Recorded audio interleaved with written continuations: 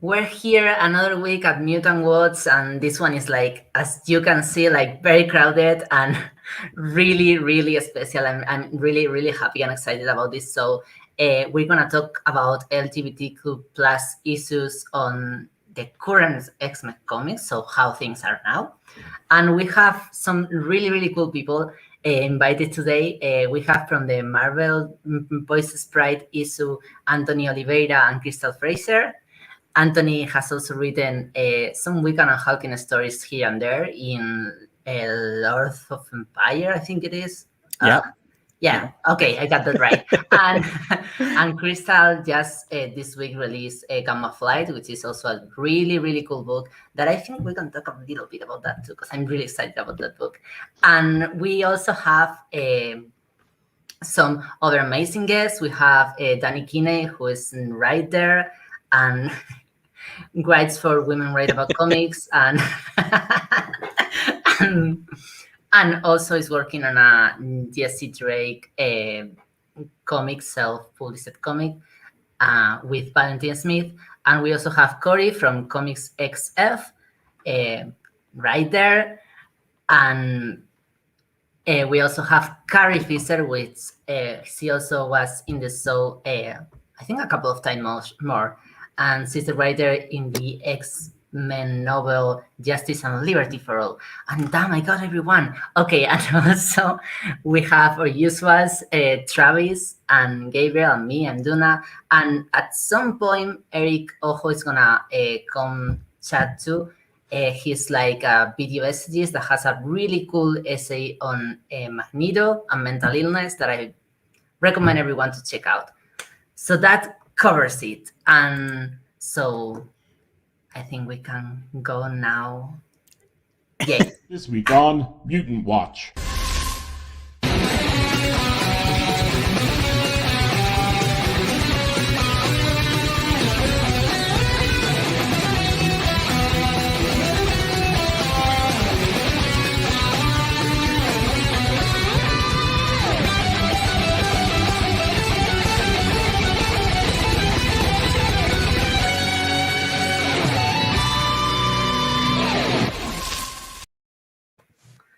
Yay. Gosh. So so amped now. I got this. Okay, so the first thing I wanted to ask you all, every one of you, which is a lot of people to ask things, is like, for starting somewhere, for starting some like a more general place, what do you all feel like is the relationship between mutant and queer, LGBTQ plus, etc.? And if you feel there's any, maybe not. Who wants to go first? The X-Men are all very straight. I don't know what this question's getting at, honestly. I feel like there's a lot to unpack there because it's all a very dramatic little subculture where everyone wears tight clothing and everyone knows everyone else and hates and loves them at the same time. But that doesn't sound familiar at all. It's just like you're getting somewhere. But I mean, I could start if unless anyone wants to intervene. No, go for it. I mean, I think maybe the reason we're a little bit. It's a very big question, and I think it's a really interesting It's a challenge for me to reframe myself to answer this question because I take it to be so implicitly and fundamentally queer, and I think part of that is because just historically for me, like finding my own queerness came through the X-Men and sort of how every like the variety of different types of like mutant embodiments really intentionally or unintentionally like mimic different forms of like queer and trans embodiments. And I think because of that, it's always just like it's for me, it's almost like the X-Men is the stuff that my brain builds the queerness on top of, and like it maps it to that. And I think there's just something so inherently queer in general about like found family stories, which like, you know, the X-Men is a lot of things, but at its most like basic level, it is a story of a found family, a family that builds solidarity across difference. I mean, you know, barring the first class where it's a largely waspy white set of folks, like these are individuals who I think have a very queer experience of coming across lines of privilege, ability, access, gender, race, and those are all things that I have personally found in the queer community as a not as an equalizer, but something close where, you know, you emerge through this space of like a queer membrane from wherever you were into like this new like subspace. And I think that unifies a lot of folks who wouldn't otherwise come to understand each other. But, you know, as we've kind of joked, it also, it creates a body politic that like becomes really intensely felt. And, you know, people feel the need to like go to bat for their ideological differences over mutant liberation. Like, there's nothing queerer than being like, I agree with you, I fucking hate you, but I'll fight for your rights. Like, that's the queerest thing about the X-Men for me, is that kind of solidarity that's built through it.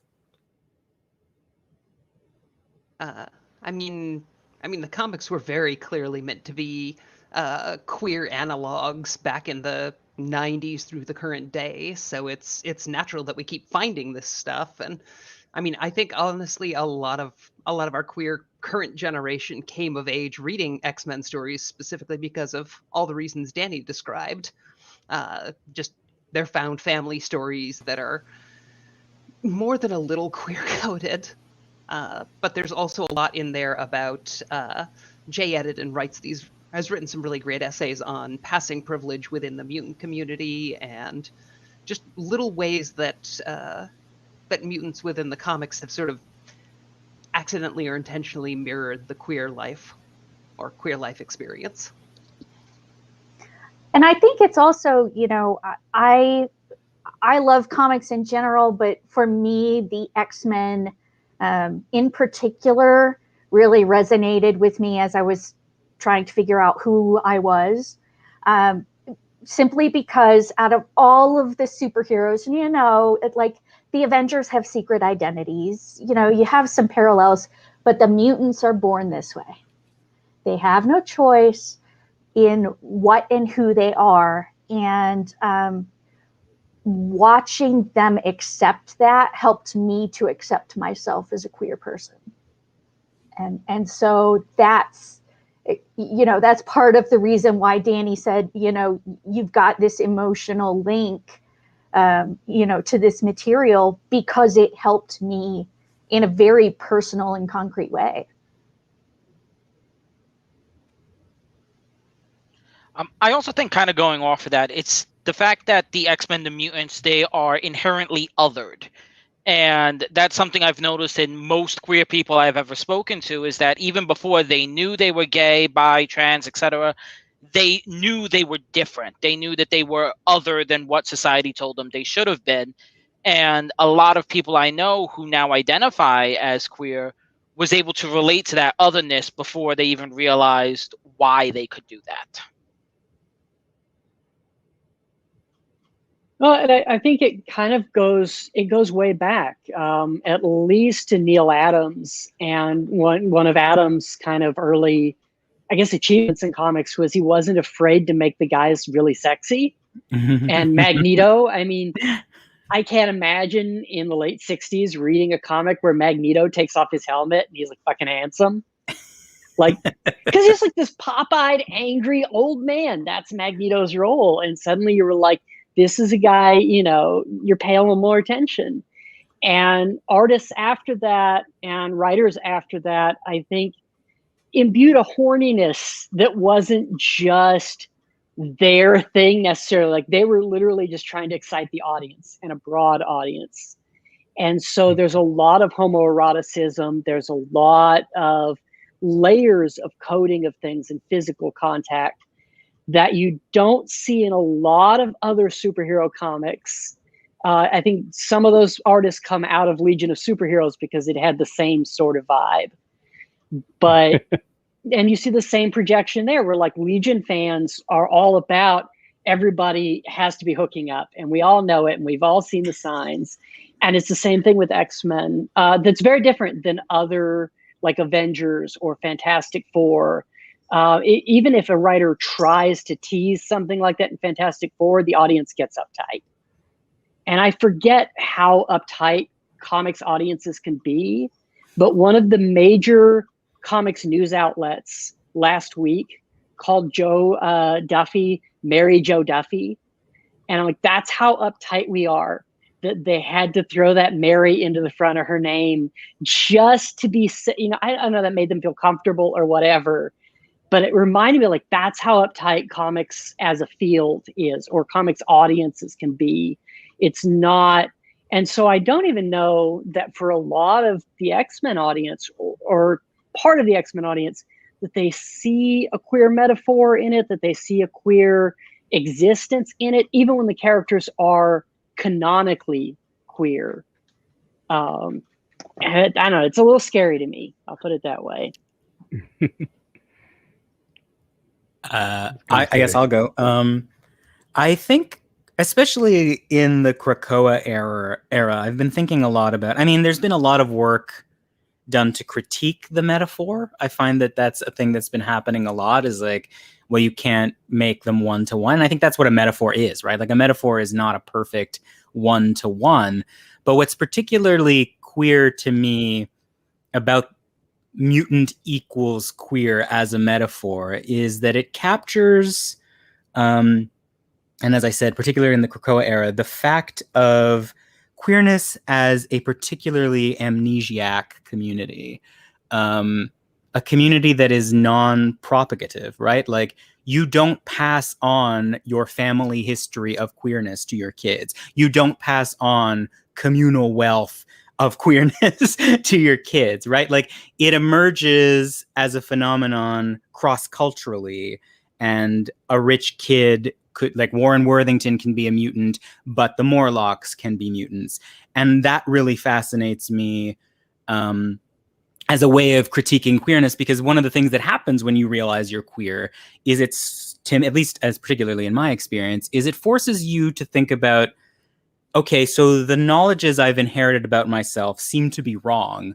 What other knowledges have I inherited that are wrong, right? Like, what does Warren Worthington's mutancy help him access about personhood that he otherwise would not have accessed? That, to me, is what's queer, particularly about mutant, over and against the other metaphors it might activate, right? Like, whether they're racial or gendered or whatever, like, queerness just pops up as like a random event in society, and it forces you to rethink everything about yourself and everything about the way societies constitute. And that's what interests me the most.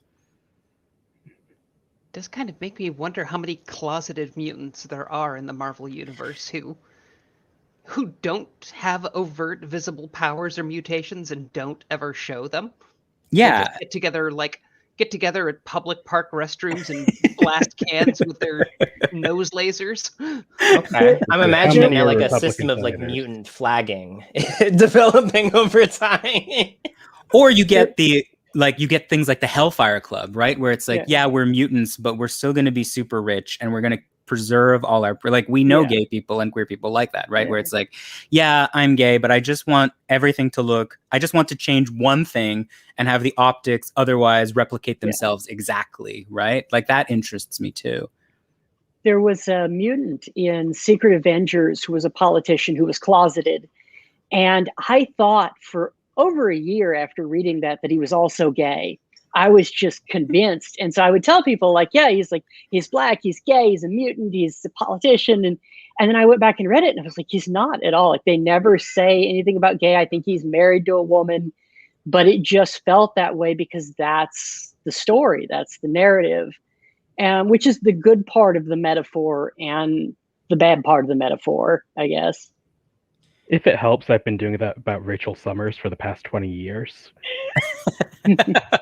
Okay, but she's gay. Yeah, she's gay. I was just rereading her first appearances, and it's like, she literally, the first thing she does is walk into a gay bar, and they're immediately, she can read everyone's thoughts, and they're not sure how to gender her, right? Like, she can hear people being like, he, she, right? Like, it's like, very clear what Claremont was going for there. It's Yeah. so strange It is. that we're still playing this game, right? I feel Yeah. like anybody who read 40 years Claremont's later. run on Excalibur knows exactly what Rachel's sexuality is. Yeah.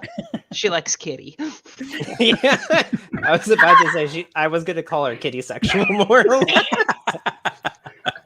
I do think it's interesting that like we keep naming the metaphor, and like I think a lot about the mutant metaphor, which surprises no one, I think. But I specifically think about it because like the way that like I think about mutant in the universe, I think operates in the same way that I use the phrase queer and like even trans to some extent, where like I always think about this idea of like mutant represents this like ontological deviation from a norm in the same way that like queer and trans sort of mean personally. I mean, like I'm big caveat. These are my personal definitions of queer and trans, but like to me, queer and trans don't necessarily allude to like a specific object or like embodiment, but allude to like a process of unmaking and deconstruction that I think a lot of us are kind of naming, where like, you know, you can queer a text. You can, you know, like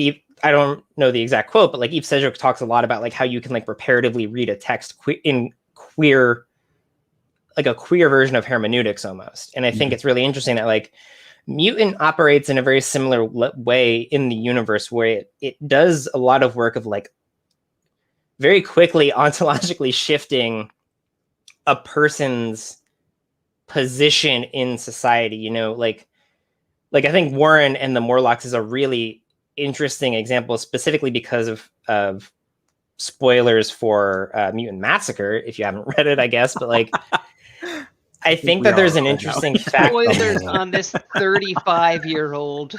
No. But I think it's really interesting that, you know, Warren Worthington's kind of largest locus of trauma is located within a constructed space that embodies the very thing that like his social position has overlooked for so long. Like it's always been fascinating to me that he doesn't lose his wings in the Morlock tunnels, but his wings become compromised in the Morlock tunnels. And it starts this long trajectory of really recontextualizing his own identity as a mutant over time. And I think that there's something really interesting about the fact that like the metaphor operates in a really unique way when you can put those different, you know, when you can put what existed before in the new mutant state. And I think like that's kind of why I've always really appreciated the Morlocks, is they really embody mutancy as an active like position, as like something that is done in relationship to society, where I think like, you know, certain eras of the X-Men have done really well. Certain eras of the X-Men have really leaned into the like, you know, the like very homonormative, conservative gay and lesbian movements of like, we can play ball. Like, don't worry about those freaks over there. They're fine. Just give us our marriage rights and we'll be fine. We don't.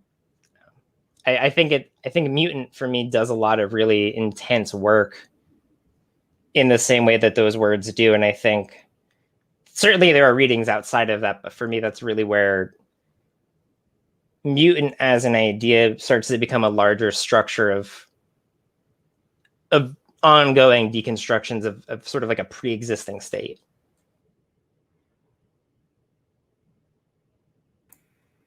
I'm now completely stuck in my brain that all of the X-Men playing baseball scenes or entire issues of X-Men playing baseball are not only to remind us that they're safe, but like in community, I want them to air those to the populace. Like, don't have another press conference, just air the X-Men playing baseball. I'm like, yes, we're just like you. We also play baseball. But they're queering playing queer baseball, right?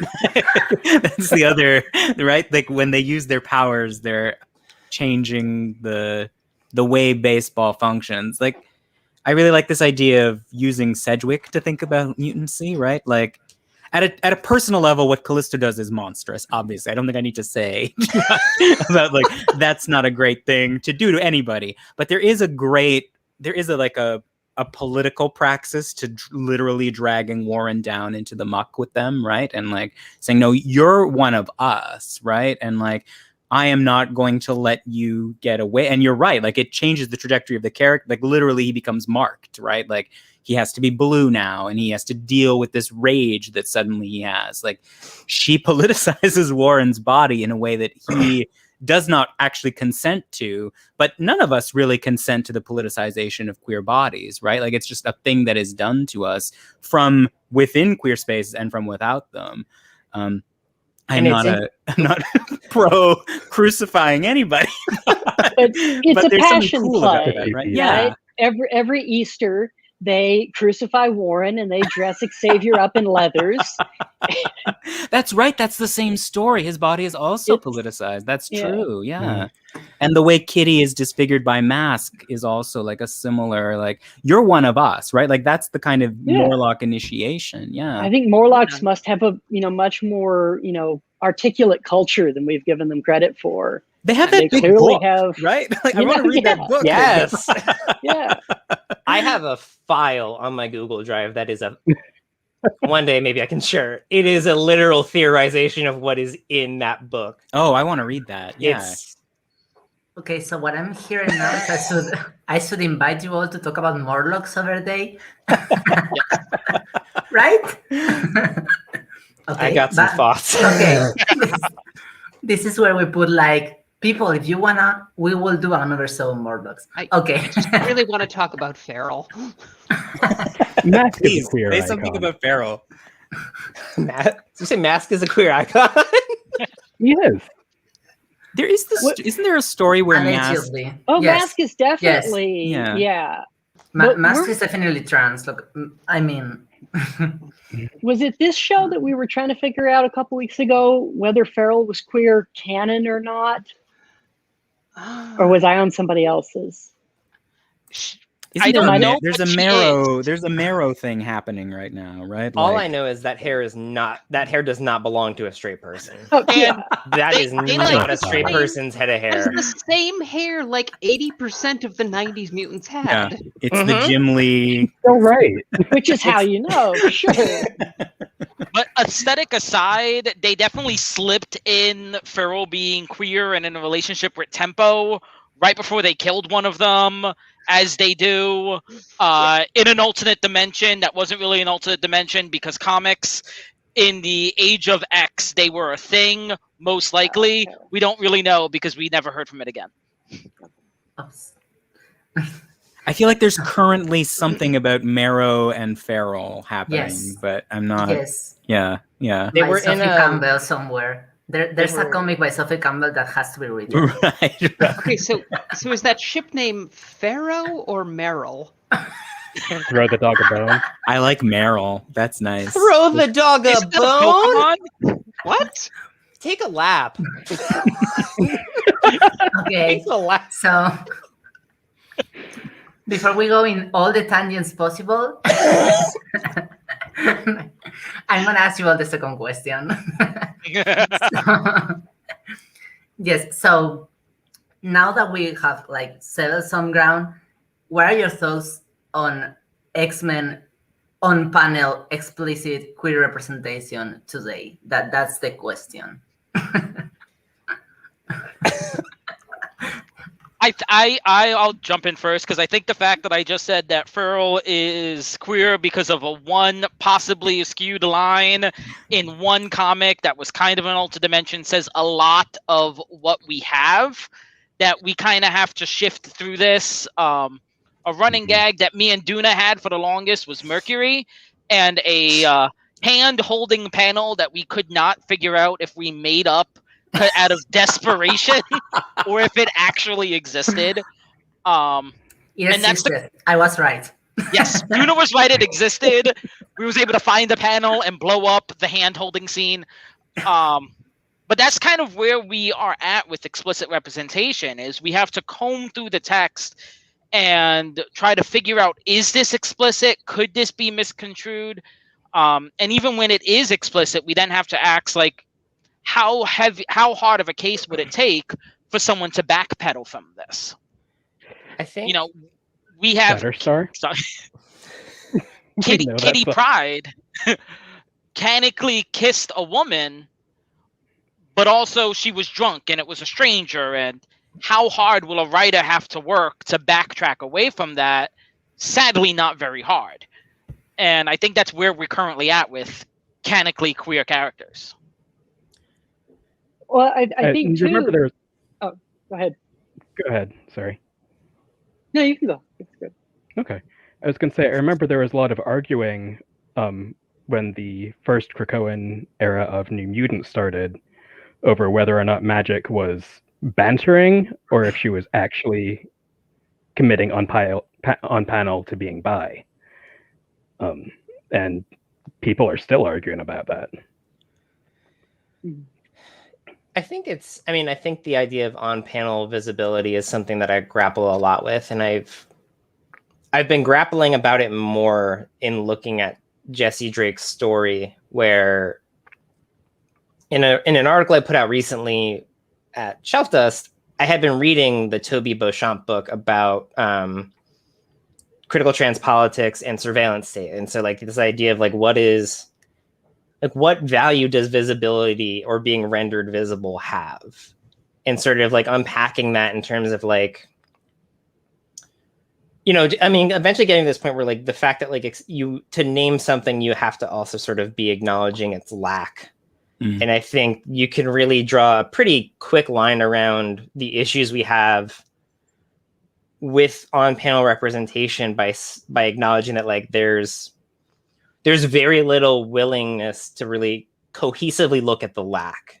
And so whatever does emerge looks like an abundance. And I think to talk specifically about a story that I've been sitting with a lot from the Pride anthology would be Anthony's Iceman story, which like when I read that, I immediately went back and reread Eve Sedgwick's essay on reparative rereadings, because I was like, there's something really like fascinating about like plugging us back into like Silver Age comics continuity and like fundamentally like reframing something that happens off panel by contextualizing it in this way that queers everything around it. Like, Warren, like Bobby is helping Warren and spoilers for the story, folks, I guess. But it's also like technically 40 years. I haven't read it yet. Like, yeah, Anthony, you might want to plug your ears. But like, Bobby is literally helping Warren strap his wings down. And in so like, there is a specter that looms over Iceman, and that specter is queerness. And like, it was fascinating because I was reading those lines, and he's both talking about being a mutant and being queer in no explicit way. We're also like, Bobby was not subtle. Those were not dropping. It's like that meme of like, I've been dropping hints that I'm queer. But it's interesting that like, Bobby is literally like negotiating with himself, with his community, while helping somebody to like sublimate their mutancy, to help another mutant pass and to pack a part of themselves away. And I mean, like that scene with Bobby and Magneto really, it's metaphorical tucking is what it is. Yeah. Well, and it's literally like it is the experience of binding oneself, which is a very trans thing. Obviously, like, wherever you fall, Mask of Center, Femme of Center, you're used to having to eliminate contours of your body in some way. Or I should reframe that and say some people choose or feel to, based on something that is innately felt, modify the contours of their body in the same way that Warren is doing. And I think as much as we have experienced a historical lack of queerness, I think that there's a lot of opportunity to go back and kind of Rogue One the situation where like my Rogue One is my litmus test for if a pocket of space needs to be filled, can you fill a known space with an unknown quantity? And this story really does that in an interesting way. And I think like writers have so much leverage now to go back because of the groundwork that we have and say like, Rachel, any scene Rachel's in, you could see it and it would fit. But I mean, there are so many opportunities to like go back and reestablish things on the panel that aren't there. I think to hold space for the folks in the room who have an obligation to not discuss some of this stuff, I want to be very like thoughtful in what I say next. But I think there is definitely, we are in a position right now where like there is a level of access that fans have to demand something that we've always been demanding, but we don't. There's a permeable space now between creator and reader that didn't exist when Claremont was writing, not in the same ways at least. And I think social media has at least revolutionized or reframed that in some way. And I think that we are feeling it more intensely now as something to kind of mobilize around. And I think there's a lot to be said about the discourse that surrounds this, but I think that on-panel representations are really challenging in a way. I think it's to make something explicit, we really have to like be challenging the systems in place. And, you know, I think that I'm talking too much and I'm going to stop in like 9 seconds. I'm interested in this idea of like us constantly interrogating like the need, because I'm the first to say like, I want queer and trans stuff explicit on panel. But then when we get it, let's be like really super nuanced about how we look at this, and let's be super nuanced about the ways that we take these things and the way that like these stories are being framed against our demands. And I just think it's a really complex question to talk about, like a medium that you place this high demand of, but have a high scrutiny towards the outcome. And I think that that can be a really challenging place to navigate as readers, to navigate as creators. We're in a space right now where we are in the same room, and that's even more complex, I think. And I think that that's a community challenge in general, really. Well, and I think, you know, I have a hard time with explicit because so much of what we understand, you understand because you don't have blinders on, right? Confirmation bias hits everybody. And so I know reading X-Men that I have seen Charles Xavier and Moira have sex while she's dying, because we all read that comic and it's nuts, but it's right there. But if if the comics code, I assume that was in the comics code, I can't remember, but if they'd asked, is this a sex scene? You'd be like, no, absolutely not. Those are two psychic spirits engaged in a physical blah, blah, blah. And that works. You can say, no, it's not, and no, it's not. There's a rogue comic that's set in her past where she has what's obviously her girlfriend, whose power is to make herself be forgotten, which she does. And there's one scene where they're lying on a couch together and they're just scissoring. They've got their clothes on, they're crotch to crotch up on their legs and having their little conversation about, I'm going to miss you so much someday. And fine, we all know what that was. We all read you read the comic, you know what it is. But there are other people that read that comic and they're like, no, it's not. That's just how women sit. That's how good friends are. If that's gay, to do that with your friend, then I must be gay. You know, there's all sorts of takes. They're just spoiler alert, you might be gay. And so I get stuck when I see, is it canon? Is it explicit? Because there are certain things, showing somebody with a binder on, there's only so many reasons they're wearing a binder. If you're showing, certain physical context, there's only certain reasons that you choose socially to physically have that kind of contact with someone. But there are other people, and I guess it's valid for them to say, no, it's not, or, something else. So I think I'm trying to not make this a conversation that pulls into like my current immediate thoughts about explicit comics. But like, I do want to name specifically like that, like, I'm going to embarrass Crystal a little bit. Like, I have continuously been impressed by Charlene McGowan's story, and I think someone in the comments even mentioned that. But like,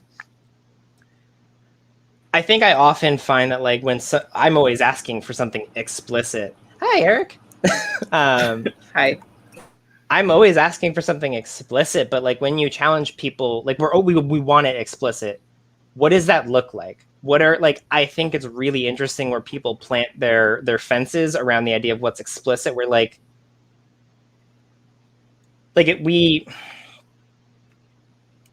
it's a tricky situation because, like Travis said, we know what to look for. When I see Koi Boy wearing a binder, I'm like, I don't need Koi Boy to say that he's a trans man or that he's AFAB to know what's going on. That's a sign. And like, similarly, I think we need to be really aware of what we're asking for when we're asking for something to be explicit, because to be explicit is to name something. Like, I think, and one of the reasons I love the Gamma Flight issue so much is like it hits Gamma Flight #1. Go out and buy it. If you need a digital code, DM me on Twitter. My @ is DKinney001. It's amazing. But I think the moments that get really explicit are also some of the ones that like queer and trans readers are the most critical of. And I think that the thing is like, okay, so like I've prepared a statement because I'm writing something right now, and I was like, Thank you. This is something I'm thinking about, but Manifesto. yeah, sort of. So we keep begging for trans stories by queer and trans writers, and when we get them, fans, including trans fans, take a hypercritical position, unlike those that they take towards stories written by cis writers. For example, when Jerry Duggan simply mentions trans people in Marauders issue 10, even some of the most hardline trans advocates celebrate. But when we have an explicitly trans writer writing an explicitly trans character, talking through an explicitly trans story, borrowing from experiences that we all live through, we recoil. This is a consistent ailment of trans critical work. We desperately beg for something we fully intend to cannibalize without realizing the act of cannibalization is an automatic consumption of our own collective body. We are tearing down our community in ways that will encourage the conservative industry to withhold further visibility. So I pose this as a question of why fans do this, and I return to a reparative reading of Freud's Uncanny. We don't recoil because the line is quote unquote inelegant, as Crystal called it on her Twitter, but we recoil because it embodies a parallax position between our desires for a story and the reality of our lived lives. And we fear this uncanny position in some deep psychological space, treating it as aberrant rather than something that's representative of us. And I'm going to shut up now. No, that was perfect. You're good. Crystal, do you want to respond to that? Or? I just really like the part where Titania proposes to Absorbing Man again, even though they've been married for 20 years. And no, I just wrote a very overt, like, I'm transgender line for Dr. McGowan, because we've only ever had one before, and it came up in a highly contextual situation related to her appearance in Immortal Hulk. And so when we were doing the book again, I was thinking of her experiences from the perspective of a trans woman who's interested in this guy and he's interested in her, but he's also kind of a self-obsessed idiot who's tone deaf about this kind of thing. So he flirts with her badly and she storms out of the room, and the art came back a little more dramatic than we meant it to. And when it came time to letter the issue, we realized we had never explicitly said Dr. McGowan is transgender, and that's why her reaction to, Doc Samson being kind of tone deaf is, storm out of the room. But so I was faced with this situation where we either keep it very subtle, which is still representation, but I mean, like the saying goes, I have known writers who use subtext and they are all cowards. So I rewrote the line to be very overt. It's something like, he's stuck in this mutated body. He's like, I knew you would understand what it's like to be stuck in a body that feels so unnatural. And she's like, my body's not unnatural just because I'm transgender, and storms out. Yes. So, but yeah, it's a very in your face line. It's a very overt. My editor was even like, is this too much like North Star being like point blank, I'm gay? And I was like, you know what? It's a little clumsy, but I'd rather be overt about it. And, if there's one random transgender reader who picks this comic up and doesn't realize there's representation for them, then, I'd rather have them pick it up and know point blank instead of having to read between the lines.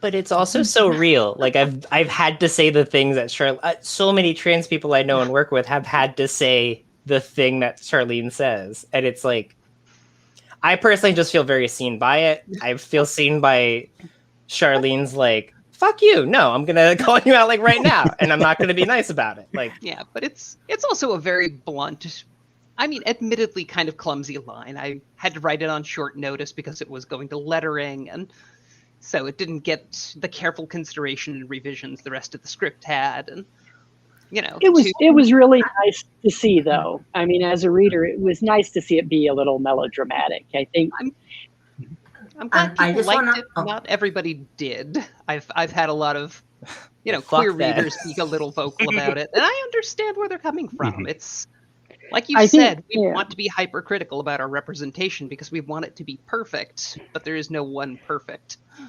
And you only get so many kicks at the can, right? Yeah. Like, that's the other thing is, like, I think I take a lot of Danny's points. One of them is there's a third column here, right? Like, there is the fact that creator and fan, the distance between them has closed, right? Like, you can tweet at me if you hate a story and I will see it and it will ruin my day, right? Like, that's very easy. But there is, as a creator, especially in Marvel or any of these licenses, there's the owner, and the owner decides, and the owner has opinions about how much you can damage the brand of, like, Wolverine or whatever. And I should say, never once working for Marvel has anyone given me a note on a script that I felt was homophobic. But I've worked with other licenses that did. And in fact, you cannot find that work because projects were killed, because it's like, we're not doing a queer story for this project. And then they change in June, they changed their icon to a rainbow. And it's like,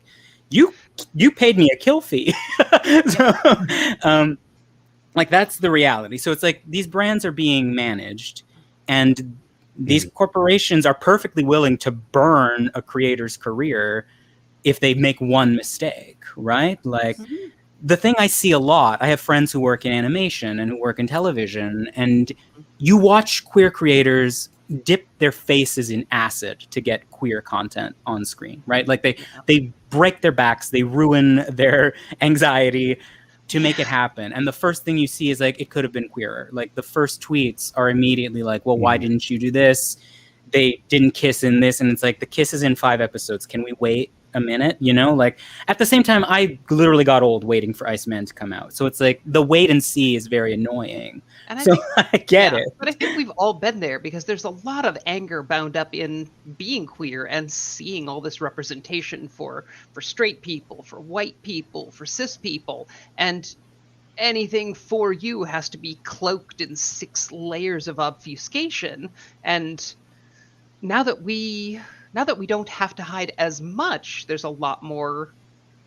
It's easier to feel angrier about the things we always should have been this angry about. And it should be perfect, right? Yeah. And like I did the Wiccan and Hulkling story where I knew, even though it's not in the story, there's like a moment where their wedding happens. And when I was writing it, I was like, okay, we're gonna have this, like, Wiccan and Hulkling are very much like, they kind of are the, like, wouldn't it be great if you came out and your parents gave you a big hug and then you got married, and like, they are that fantasy. And it's like, to me, that fantasy mattered a lot when I was a kid, because I didn't have that. I had the Iceman experience where it's like, this is a nightmare. But when I was telling that story, I was like, I want to make sure there's another queer couple in here who are just kind of hooking up and who aren't living that fairy tale story. And I kicked the ball as hard as I could, and I was like, these two are having sex. They're hooking up. The Think Fast couple. And I knew that, like, that story was kind of always happening, and I wanted to make it canonical. I wanted to say it's happening. But then you get people who are like, well, we didn't see it happen. It's like, I had 3 panels in which I could make it happen, and even then it's kind of a tight fit. So you kick it as far as you can, and then now we have a pride story where it's like you can tell that story, and you can, like Danny was saying, you go back and fill in the gutters. Like, here's what Prodigy was thinking when he was with the X-Men. Here's how he felt about Colossus. So it is kind of a permanent, we're always going to be doing that reparative work. Every time I touch a comic, I'm like, I'm going to kick it literally as far as I can. And it's not going to be perfect, and it might fumble, but someone else can pick up that ball, maybe, hopefully. That's how I feel. I think what we need is a series where Jean and Cable travel through time and she just tells everyone they're gay. She's so good at it.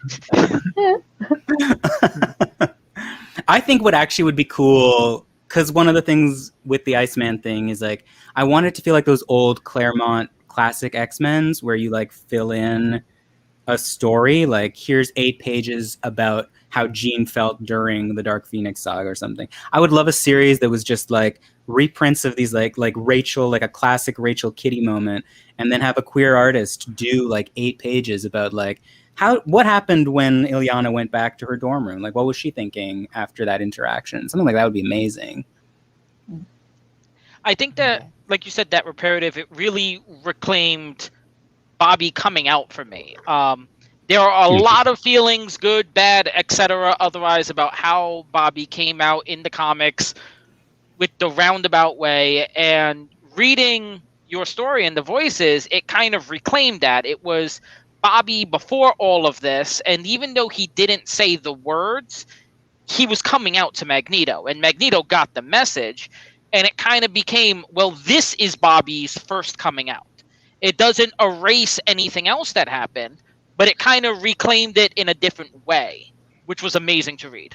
Oh, thank you. Yeah, I may be more generous to that Jean Grey moment, because I do think actually that again, it's one of those things where it's like, well, let's depict the perfect version of it versus the fact that if we're honest and if the door is closed, a lot of queer people's first experience of finding out they're queer is someone being like, you know what, you're queer, right? Like, a lot, and whether it's generously or it's the bully who ruined our lives, and Jean is kind of both in that moment, right? Like, that is a queer experience. But yeah, the narrative folds, right? Like, they forgot those memories until they had them again. And part of me was like, I grew up in the 90s. I saw Bobby trying to come out to everyone. I saw Bobby at the Barnes and Noble trying to tell Jean Grey over coffee, like, there's something I need to tell you. Or I saw Emma Frost be like, making her interior decorating jokes after she read Bobby's mind. So it's like, it was important to sort of, to me, be like, that's there from the beginning.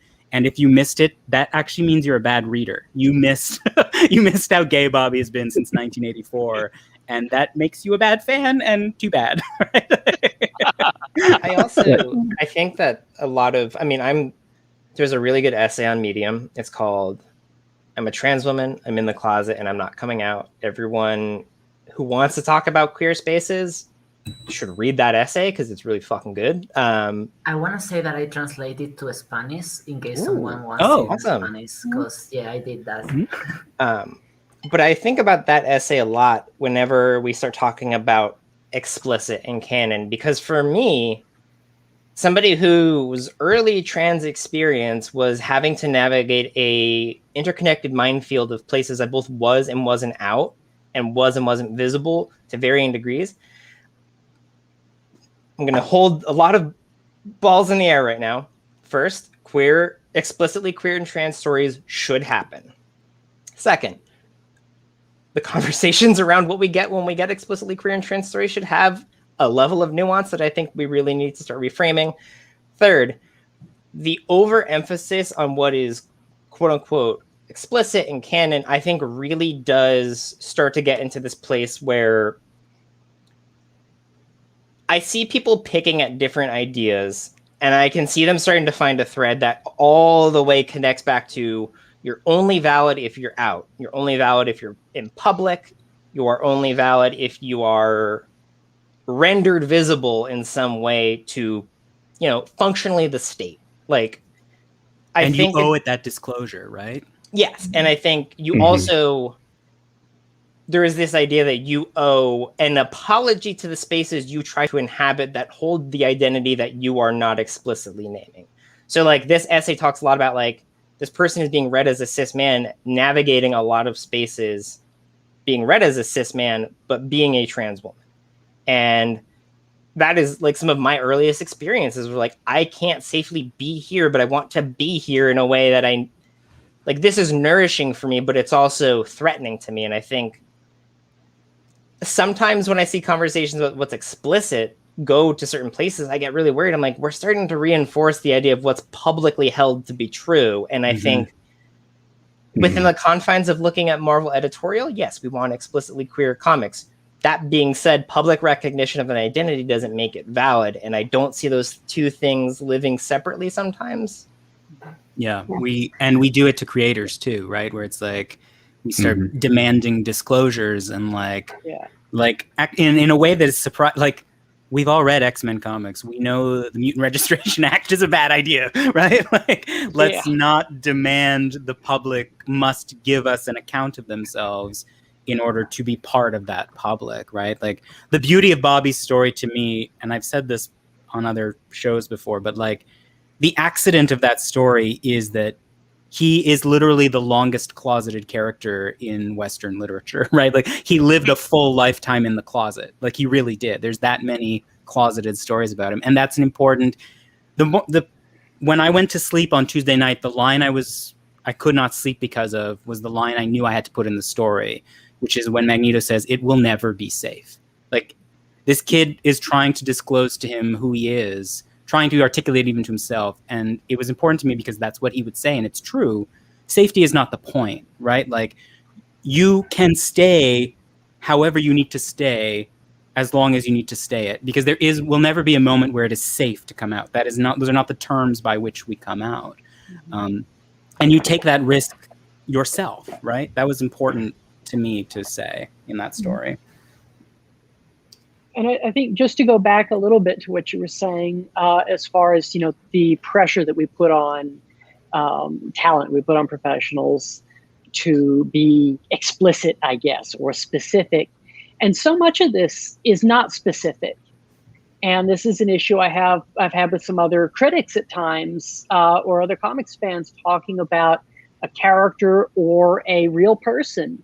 And well, they're not, trans enough, or because they weren't doing it this way, or I wish that character would just make a choice and make it. And it's like, that's not really, I mean, I'm happy if that's how it works for them. Like they just made a choice. But for a lot of people, that isn't how it works. And there aren't specific terms. What means the world to me is when talent or a publisher will confirm things. When it's not just in the book and we saw it, but that the writer or the artist also says, yes, this was gay, this was trans, yes, this character is bisexual. And I know some people feel that's a cheat, but like I did an article on the 90s Elektra series and the trans character in that, Connie, and it's an awkward way to use a trans character. And I think it's one of the first prominent repeating trans characters at a Marvel comic. But after I wrote it, and I'm like, I put myself out there, people are gonna get so mad at me. And already I've got a couple tweets, no, she's not no, he's not, he's trapped in a woman's body, he's confused. And the artist messaged me and was like, yes, she's trans. And if anyone says that she's not, you can tell them I said so. And like, we need that. We need, more pros that are, and I know sometimes they can't because they're worried about getting future work or if the publisher is going to agree, but it really does mean the world when that can happen. Well, and I think what we're talking about is showing the whole diverse range of, people who are 100% queer, the minute you look at them, versus people who are not queer enough, or people who know from day one versus the people who, they do the hokey pokey of queerness. You put your right foot in and then you put your right foot out. And it's a long song. And, so we want all of those things. And one of the things that I was thinking about was not just the fact that we have these stories that are going back to reclaim, but also, I am firmly in the Kitty is bi camp. But the reason I'm there is because of fanfic.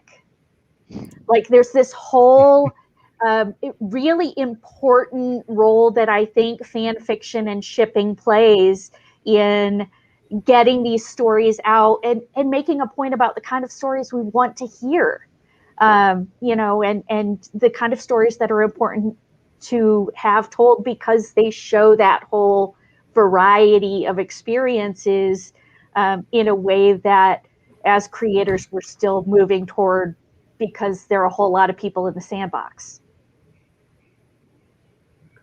So. Yeah, fanfic's like a lab. It really is. Yeah. It's like, let's see how these characters might work. I mean, the other thing about writing comics is 20 pages isn't much. And like, especially now, like Chris Claremont used to be able to get away with a lot of word bubbles. Now now you got 100 words a page for 20 pages and like you have to serve a cast. Fanfic, it goes back to Danny's point about like, you open up the gutters of the page and you see what fits in there. And fanfic's a great way to do that. Yeah, absolutely. I know I have personally done a specific between the panels, like queer fic of Cannonball and Sunspot. Oh, Like, yeah. Word for word, one of the scenes from Mutant 7, I think. And it's just like, but here's his thought process. Because there's no straight way to read that. Which story? The New Mutant 7, where Sam asks Bobby, how many times have you been in love? Oh, yeah. And yeah. That's just something friends ask each other. I mean, it is. And then you just like longingly pause and just like, 11. Definitely 11. Stop looking at my eyes, you beautiful Southern bastard. One thing that I was... Oh. Okay, go ahead, Eric. I remember. One thing that I was thinking about in terms of all those ideas, like being not having to like be out to be valid, like the closet, etc., was like thinking about how with like a lot of the trans characters that we have, they're all new characters rather than like existent characters, and the way that like I guess transness or like coming out as trans feels more like more like it shakes the table of a character than them coming out as gay or bisexual. And also like how like as like you were saying, Anthony, about like Bobby being closeted kind of like his whole life, considering like which way they're coming out as trans, like say if Angel was coming out as like a trans man, that would like create this like this kind of like long line of like of closeting and like instances that people would like point back to like different things and like wonder about.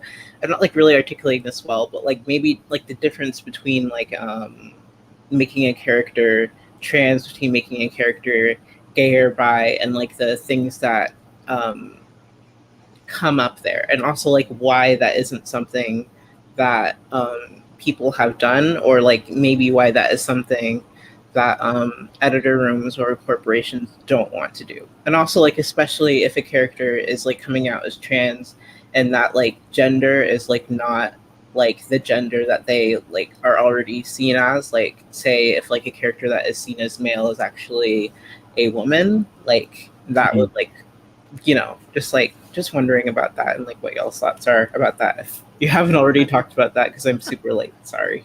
No, I'm just gonna say Gambit performs masculinity way too hard. Yeah.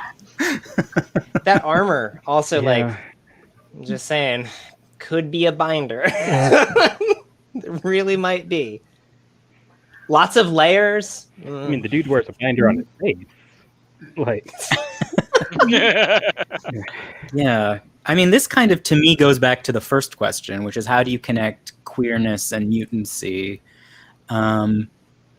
Because if it were me, and if I were in a room and he was like, we're going to do this, because you have to, immediately my brain is like, well, what will the accusations be? And there'll be accusations from the right that it doesn't work this way because of this panel in 1978. And then the accusations from the left would be, well, why not create a new character? And this character is bad representation because of this panel from 1984, right? Like that's how it would work. And so, but there is a model for doing it. And the model to me is what Hickman just did with Moira, where it's like, we're going to do a retcon.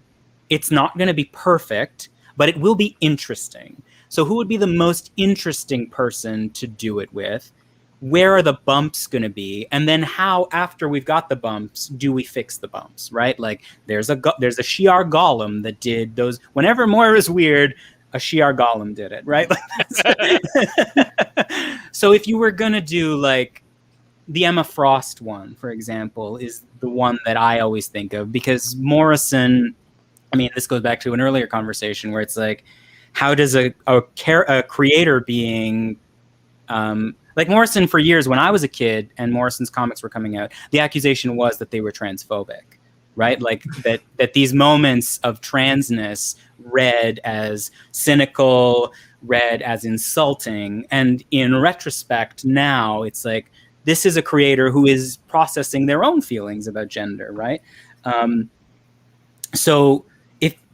And Emma is kind of one of the spots this becomes a big focal point, right? Like at the time, they were even talking about it. They were writing Emma as, and the language was different back then, but like as a drag character, as a trans character, right? Like that was kind of what was going on. So then the problem becomes, well, where are the bumps? And it's like, well, the cuckoos are a problem because they were harvested from Emma's eggs. So you have to figure out a retcon. But that, to me, you have to ask the audience for the grace and the space to say, we're going to do this because we need someone. It's manifestly obvious. We need someone on the A-list who is a trans character. Whoever we pick, that would be my suggestion. But like, like there's ways. And I think grace and space are always the answer. Is like, we'll figure it out. We're going to figure it out together. We need you on our side while we do it because the attacks are coming, right? Like, how dare you do this to this character? Let's just do it, is my answer. I don't know if anyone else has a different one. And I mean, if gold balls can make eggs, then Emma can make eggs. Sure. This is just a thing mutants all do. Yeah. Well, I think it's interesting because Go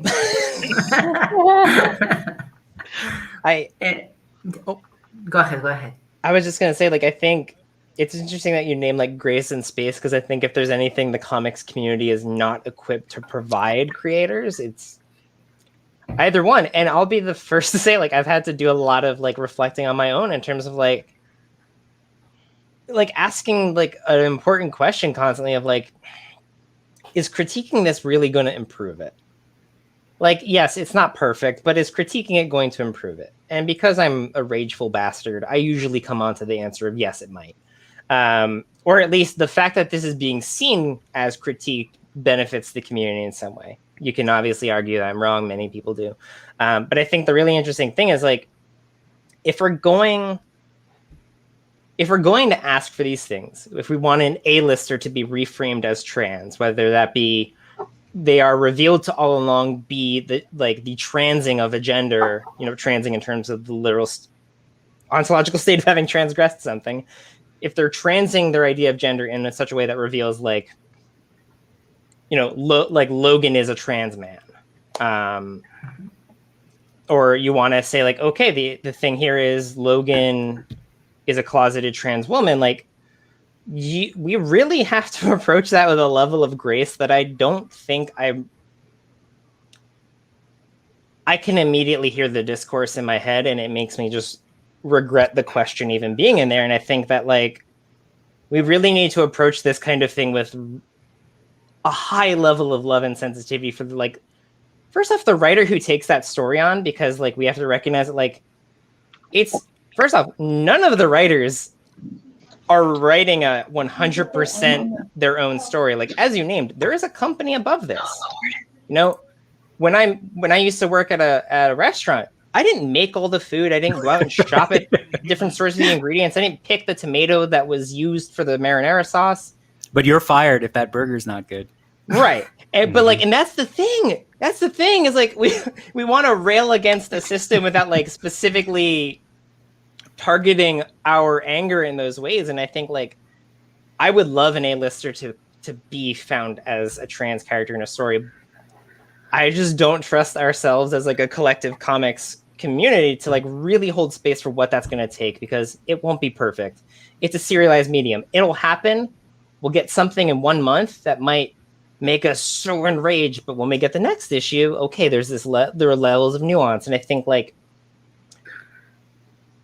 this is why I like the idea of like new characters always feels comforting for me, at least, where I know we can separate something really wonderful like a trans character from the mess of having to dig back through that history. And I wish we were in a comic space that like facilitated a little bit more race in that way. And I will be honest and say like that your Iceman story really gave me hope that like this is something that we can clearly do. We can go back and reframe things. Bobby is like a very different case, but I think, you know, if we're going to go back and tell these trans stories, we have to be like the fans, the readers have to be just as patient. Like we have to give as much grace to the writers as we're demanding them to do that work. And I think I'll be the first to say that that's a challenge for me on a good day. And like, it's hard for us to do. And I think one of the things that I'm naming in myself a lot lately is like, does this rage benefit the community? And I think a lot of the rage that we're seeing from the community is complex lately. I also think oh, go ahead, Duda. Okay, so I also think because various of the things you all have said have called me to one of my personal favorite stories to read as trans, which is Mystique. And I feel like that's a complex one because a lot of people are going to have a lot of problems. It's definitely queer coding, no matter how you do it. But I still feel like that would be a worth story to tell, not only because it's possible, not only because it was kind of intended that way, because Rogue was supposed to be a biological children, not. I think it was Rogue. I don't know who the children was. I think Nightcrawler. Yeah, Nightcrawler. Nightcrawler. Okay. Yeah. Nightcrawler. Okay. Nightcrawler between Irene and Mystique, and that is the problem. I feel like with doing that, it's also that since we don't have that many A-listers trans characters, Mystique would like instantly become one of the most important ones and one of the most like representative ones. And some of the things that we have been talking about here, like if you make a line that's clumsy or you make something that is not perfect, etc., would be like magnified to the extreme because there is not enough other trans stories for the trans story of Mystique to be told in a safe way, like in a way that doesn't make it automatically like 1,000 opinion articles about how she's the worst person in the world. Right, the evil shapeshifter is the trans character. Yeah, exactly. Yes, Mm-hmm. but I would still love that because I have my connection with that story that I feel not only I have, I feel like a lot of people have. Where they examine it or not, it happens. And one of the reasons why we can't have these stories that are about characters that are not, we are talking a lot about Magneto today because of the Iceman story, and he's a character that has done some pretty bad things, some pretty heavy shit, and he's still loved by a lot of people. And it's weird for me that we can't reckon with that when a character is like on multiple layers of marginalization. Like we can't, and that's because we don't have the other stories. Exactly. Because we don't have a story that is about a character that has those multiple layers of marginalization and is not a monster, so to speak. Well, and it's also, I think it's also interesting because when you see, I know there are so many characters that I personally read as trans that are like, because of the serialized storytelling, just done horrible shit.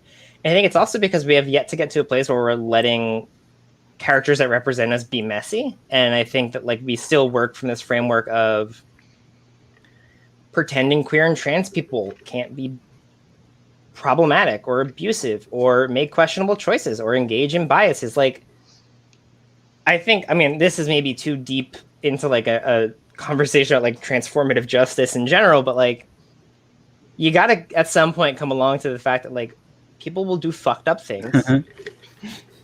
They still have value. Their value doesn't go away when they transgress a boundary. Especially in a comic where these are stories constructed over 40 years, like that's the really complicated thing is like you're gonna get if you get an A-lister, of course you can point to something amazing that they've done. You can also point to like 6 things that they did that were probably awful and terrible, and like we just don't need that.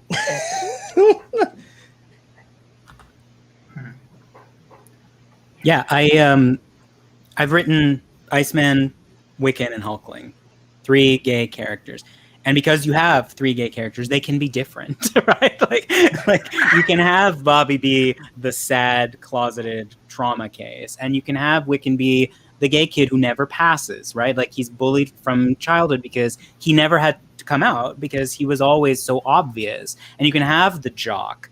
And if you had just one of those, all of them would be critiqued. It's like, oh, the one gay guy is sad trauma case. The one gay guy is kind of femme acting and like kind of camp. The one gay guy is the perfect 80s jock, right? It's only because there's the broadband that you can tell a more interesting story.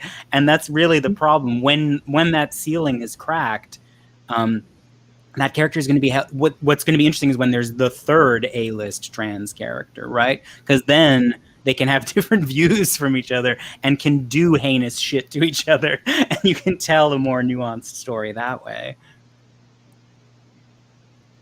Yeah, that like makes me like think of like maybe at least in the space that we're in right now, what we need to be able to like get A-list trans characters, at least like ones that are existing, are to build up all of these new trans characters.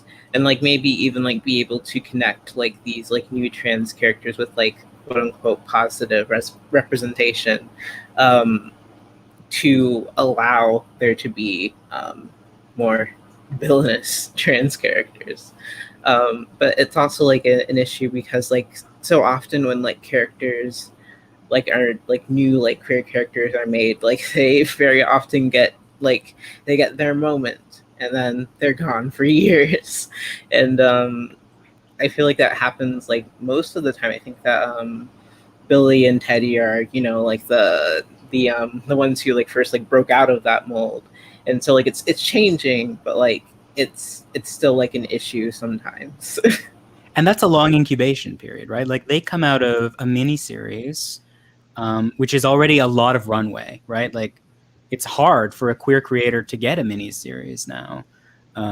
That's you need space to create a character and to convince an audience to love a character. It's just hard. Like you can give me, like it would be hard to imagine launching, for example, in the Pride comic, to be like, here's the new representational character. You're gonna love them in 5 pages and not know when they're gonna show up again, right? So runway, like again, grace and space. Like you need the space to develop a character. Like I love looking at Marvel Unlimited and seeing the letters people write in, because it gives me so much understanding of how comics work. Because it's like people who are mad about the Dark Phoenix saga and who the fuck is Dazzler? I don't want this. Dazzler sucks. She's getting in the way. And it's like sometimes you need 20, 30 issues before an audience is like, oh, that's my favorite. I get how to love them. And that's a big ask now.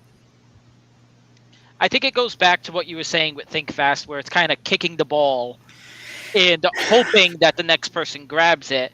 Like when it comes to Speeds coming out, like Kieran Gillen wrote it, kind of, sort of, and then you took it the next step, and then Leah Williams took it the next step, and now we're all the way back full circle in the Voices comic that's written by Kieran Gillen.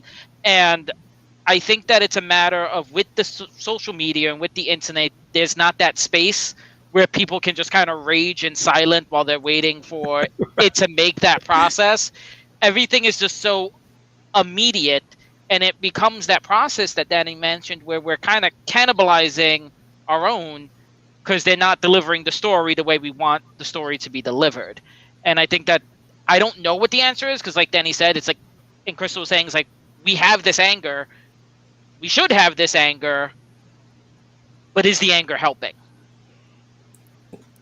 Oh, sorry. I think realized I was part on of the mute. issue as well, sorry, is also that people are coming in, new fans, they're reading completed runs where the story's been told, and then they're expecting that same immediate satisfaction with the books that are coming out monthly. Right. Yeah. I mean, I think it, I don't know. It's a simple and challenging question. And it's like one that's about community more than it's about the industry itself. And I think like, that's the thing that no one wants to talk about is like, no one wants to talk about it in general, but like all issues are an issue of community that surrounds them. And I think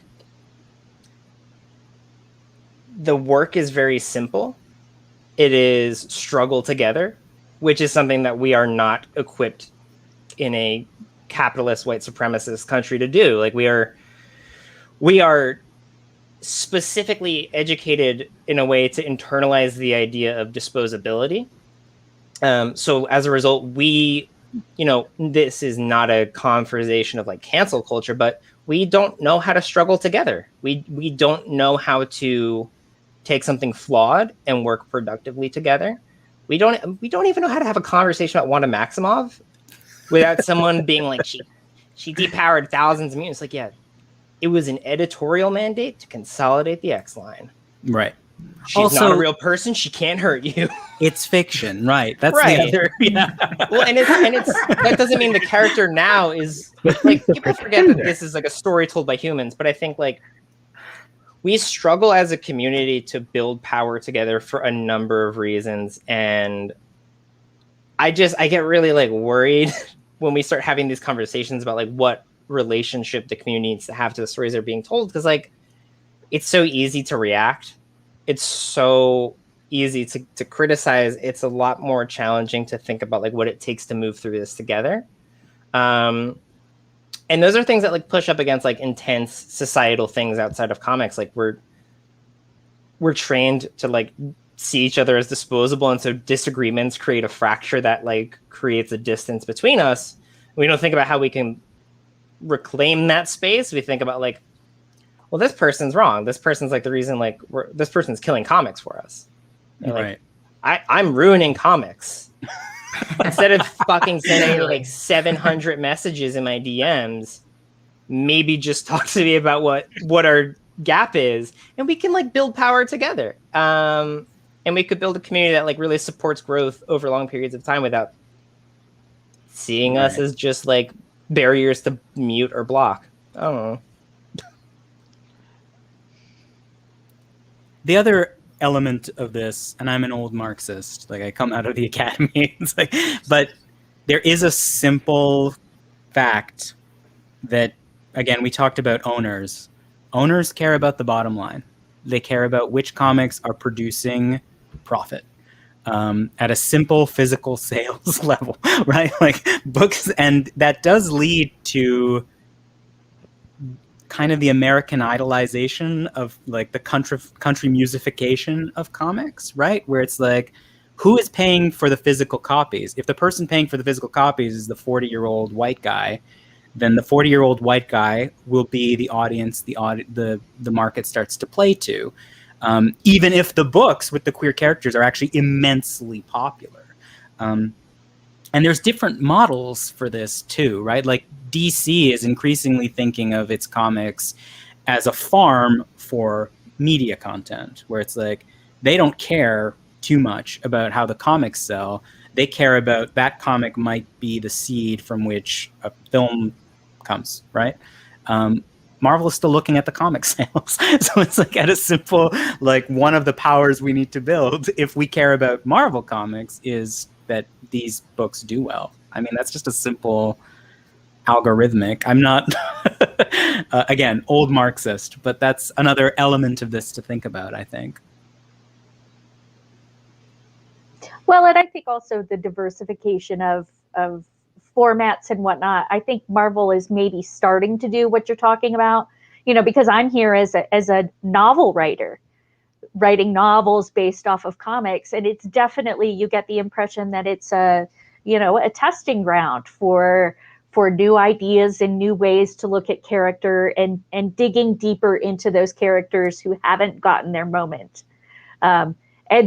but then the key is figuring out what that moment should be in a way that moves the discussion forward, which is maybe easier said than done. What is it like living in these characters' heads in such a long form format? It's fascinating. I think that's the biggest thing that prose offers that panel comics do not, which is that you get so much time to go deep into their headspace. And so figuring out what the mutant metaphor means to this character who has this identity is a huge, it's something that you can go much deeper. And so, once you get your feet wet, and I've gotten my feet wet, and I've gotten a couple of books in, now I'm trying to figure out what I can poke. Right. Where are the gaps? What can I do to further the conversation and to tell a story that hasn't been told before and damn well ought to be, So. Do you feel like you have more leeway to queer elements of the story? Do you feel like it's just like you can open a seam and close it as necessary? We'll find out.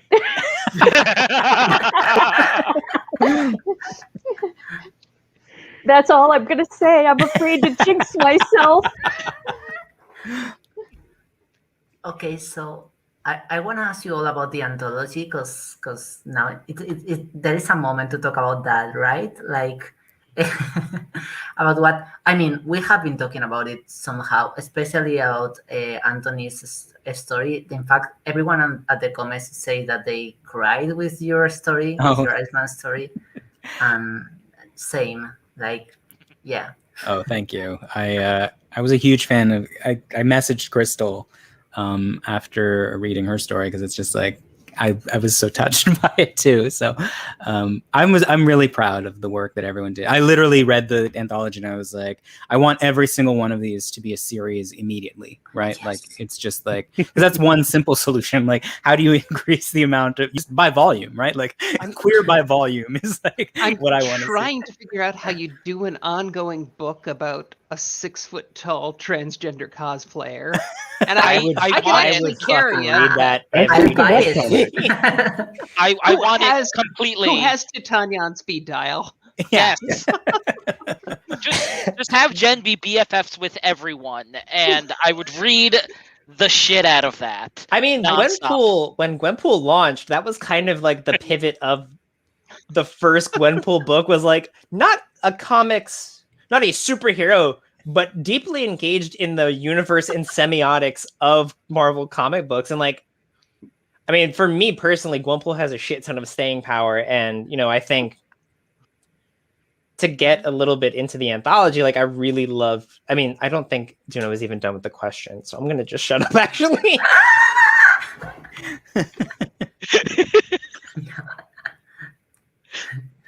No, okay, but somebody break the ice. What do you all think about the anthology?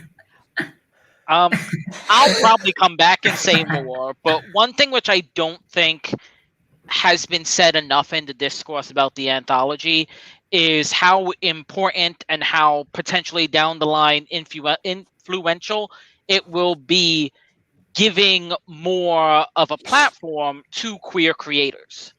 And I think that is something that needs to be expressed more. Like, I loved pretty much every story in the anthology. I think the content was great. I think the characters used was great. But more importantly, it is giving these creators platform and following to do more. For example, we got Crystal and Anthony here, and Crystal has Gamma Flight out now. And Anthony, I think it was just announced that you're going to have another Hulkling and Wiccan one-shot coming out. And the more comics that queer creators have, the better representation queer readers are going to have. And I think that needs to be a huge part of the discourse about this anthology being made. Isn't just the characters, but who's behind the page. Yeah. I mean, well, go ahead. Go ahead. Okay. It's very convenient that my two favorite stories were Crystal and Anthony's. I think that they are. No, I shit you not. I was so worried because I was like, if I say this publicly this week, someone's gonna be like, it's just because she's on the show with them. No. And someone did say that, so you know what? But the thing is, I mean, traumatized communities so mean to each other. No, build power together, y'all. Queer Yes, that's how you know that the mutants are all queer, because they're always fucking fighting. They're throwing a punch at the drop of Yeah, somebody like they're in the Green Lagoon and someone's like, I don't know, Hawaiian prints out, and then like, great, here comes a 6-issue schism arc. Yeah, that's why Magneto showed up with missiles to visit his, secret ex-boyfriend Charles, because he's like, Charles, I saw you wearing paisley on your bottoms. The fuck, buddy? Then yeah, every interaction that should be a phone call and a quick. Yeah, right. Someone tweeted at me about Eric and Charles's Tom and Jerry antics, which to me is very, very I would kill for that on Disney Plus if someone could make that. But no, I think like I've said a lot of why I love the Iceman story, but the She-Hulk story for me, like, really, I mean, like, first off, as somebody who chose both their first and last name based on a comic book character that I love, being Danny Moonstar and Laura Kinney, like, I'm primed to love that story. But I also think, like, for me, Laura Kinney, cosplaying as Laura Kinney became the way I unraveled my own experience of gender. And like, I had this like beautiful revolutionary moment at my first FlameCon where I like showed up as Laura Kinney, and being correctly gendered because of the character was like, I mean, like, I literally fucking cried in front of people almost. Like, it was such an emotional experience. And I think that I know that there are probably some folks who felt like there was a little bit of like a bait and switch happening with the idea of like a trans She-Hulk story, but like, I really loved it in a way that I don't let me know. Yeah. Y'all. But I think that this for me succeeded in ways that like you don't get if you tell a story about, in this one pocket universe, Jennifer Walters is trans. Like, this story is so many fans. This story shows the way that like comic book characters and comic book semiotics in general help us to personally unravel our own ideas about gender. Like, Laura Kinney helped me unravel the fact that, like, I can be hairy as all fuck and still be who I know myself to be. And like, first off, to see an AMAB body drawn earnestly and respectfully, also throughout transition, like at multiple steps in that story, you see Jennifer Harris, like, I see Jennifer Harris embodied in such a way that like I looked at myself, and like you want to talk about a story that like talks about explicit trans experiences without naming them in like such an overt way. Like, I think that story does so much about talking about like my experience in comic book fandom and how transness is something that the comic book fandom itself helped me to articulate and understand better, that you only get if you're positioning a character outside of like the superhero world, but like Jennifer Harris embodies a position outside of the comics as well. And like, I don't know, I've been thinking about like a way to use like a Derridian critique of like the Par Ergon as a way to like look at this story, look at comic book semiotics through Jennifer Harris. It's gonna come out it too deeply. There's a pie in the face gag. The fact that I read things too deeply is like a brand for me. Where did the story come Sometimes from? the pie is just the pie.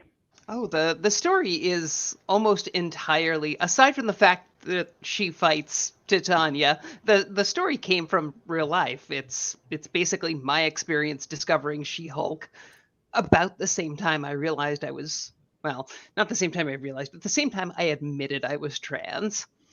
And I hit that point of when I hit my big growth spurt, and I went from being the tiniest kid in class to being 6 feet tall and broad-shouldered and buff, and it was really difficult to reconcile that as a little 14-year-old girl who just wanted to feel pretty like all of her friends, and then I find this character in the comic books who is she's 6'10" and muscly and tough, and people think she's hot and cool, and I just realized those those are almost the same semantically, but they're antonyms. But it just did a lot for me. This was back during John Byrne's sensational She-Hulk run in the 90s, and the irony of that is not lost on me now as an adult. But I mean, Iceman is all Lobdell, right? So. Well, I mean, that was maybe 2 weeks ago, Duna. I had a thing on Facebook where I was like, I can out any character who's had more than 5 appearances in comics. Yeah. You give me a character who's had more than 5 appearances, and somebody goes She-Hulk, and immediately my brain, it goes, John Byrne said she was trans in 1990, blah, blah, blah. And I had to look it up, but there it was. And I was like, there you go. And that's very transcoded in that that first run. Yeah. And I kind of came to this, like, that's my measure now. It's like, if it's queer enough that John Byrne is like, that's queer, then I don't care who else says that's my measure now. That's giving John Byrne so much unearned power, but I definitely agree. No, I think it's considering John Byrne the lowest possible. That's it's low He's bar. the floor to fall on for queer representation. I was once wearing a Captain America shield that was a rainbow flag. And John Byrne at a con, I wasn't even in line to talk to him. I was just walking past, and he's like, "Is that a gay Captain America thing?" And I was like, "Yep." And he went. And to this day, I don't know if this was sarcastic or like approving. Or like, I still don't know. I have to wonder what he thinks about the transgender Captain America mug from Immortal Hulk. I've got a list of creators who I want to call me a slur, and he's up there.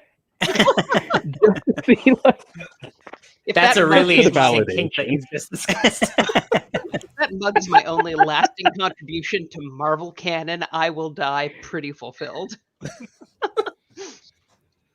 But I was really happy with the Pride issue. I always get nervous. The Voices issues give me anxiety. And when the Native one came out, we all talked about it. It's like, is anyone going to get a job after this is always the question. Because it's these 3-page stories, 4-page stories. And then, is somebody going to get anything else, or is this it? And it's great to have representation in them. And I love anthologies. I have, I'm not going to pivot it because I'll drop my computer, but there's like a wall of lesbian comic anthologies to the side of me here. And I love short comics. I love just getting to it in a little vignette. But if it's all we ever see from people, it freaks me out. And if it's somebody's outed in one of those stories, or somebody's included, like, and I know it's protecting the brand, or it's supporting the brand, that they want to put named characters, they want to put big characters in the images. But then you got to wonder, if they're on the cover, are they queer? If they're on a promo poster, are they queer? And that sort of thing. So I get anxiety. And the issue itself, the anthology itself, really helped ease that anxiety away. So many of the stories, it was beautiful stories. And both of you, those were my favorite stories as well. And it's a testament in a big way with Magneto, because I am the world's biggest stickler to Magneto as an asshole.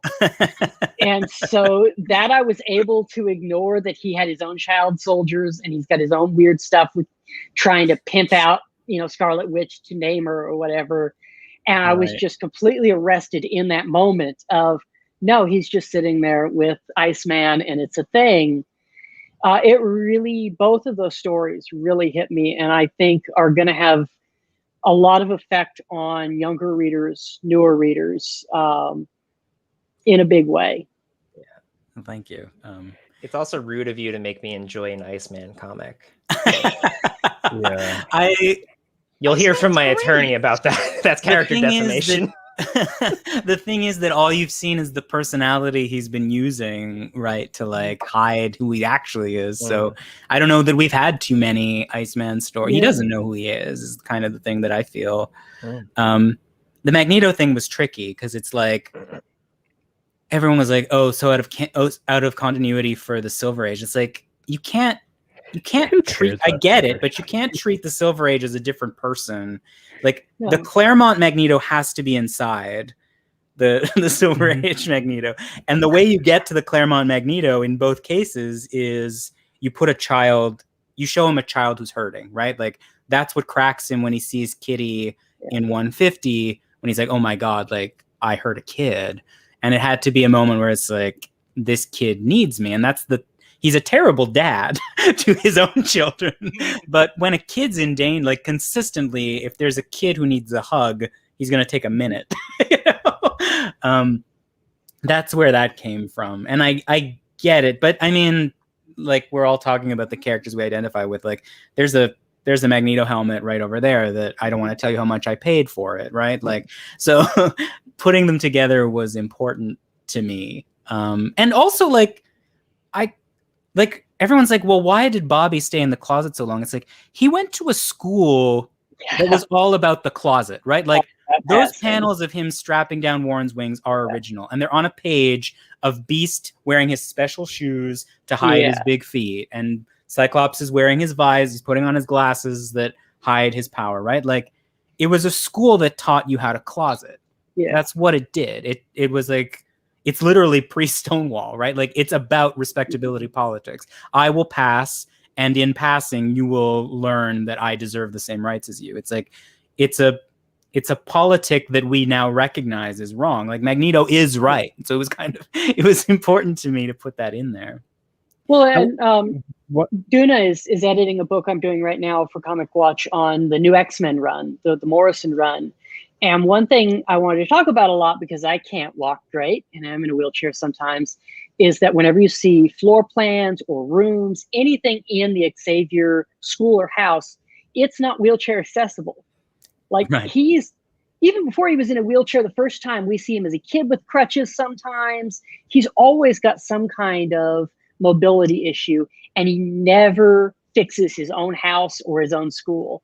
That's how deep Charles is invested in. We have to fit in. We have to look like the middle ground, the mainstream.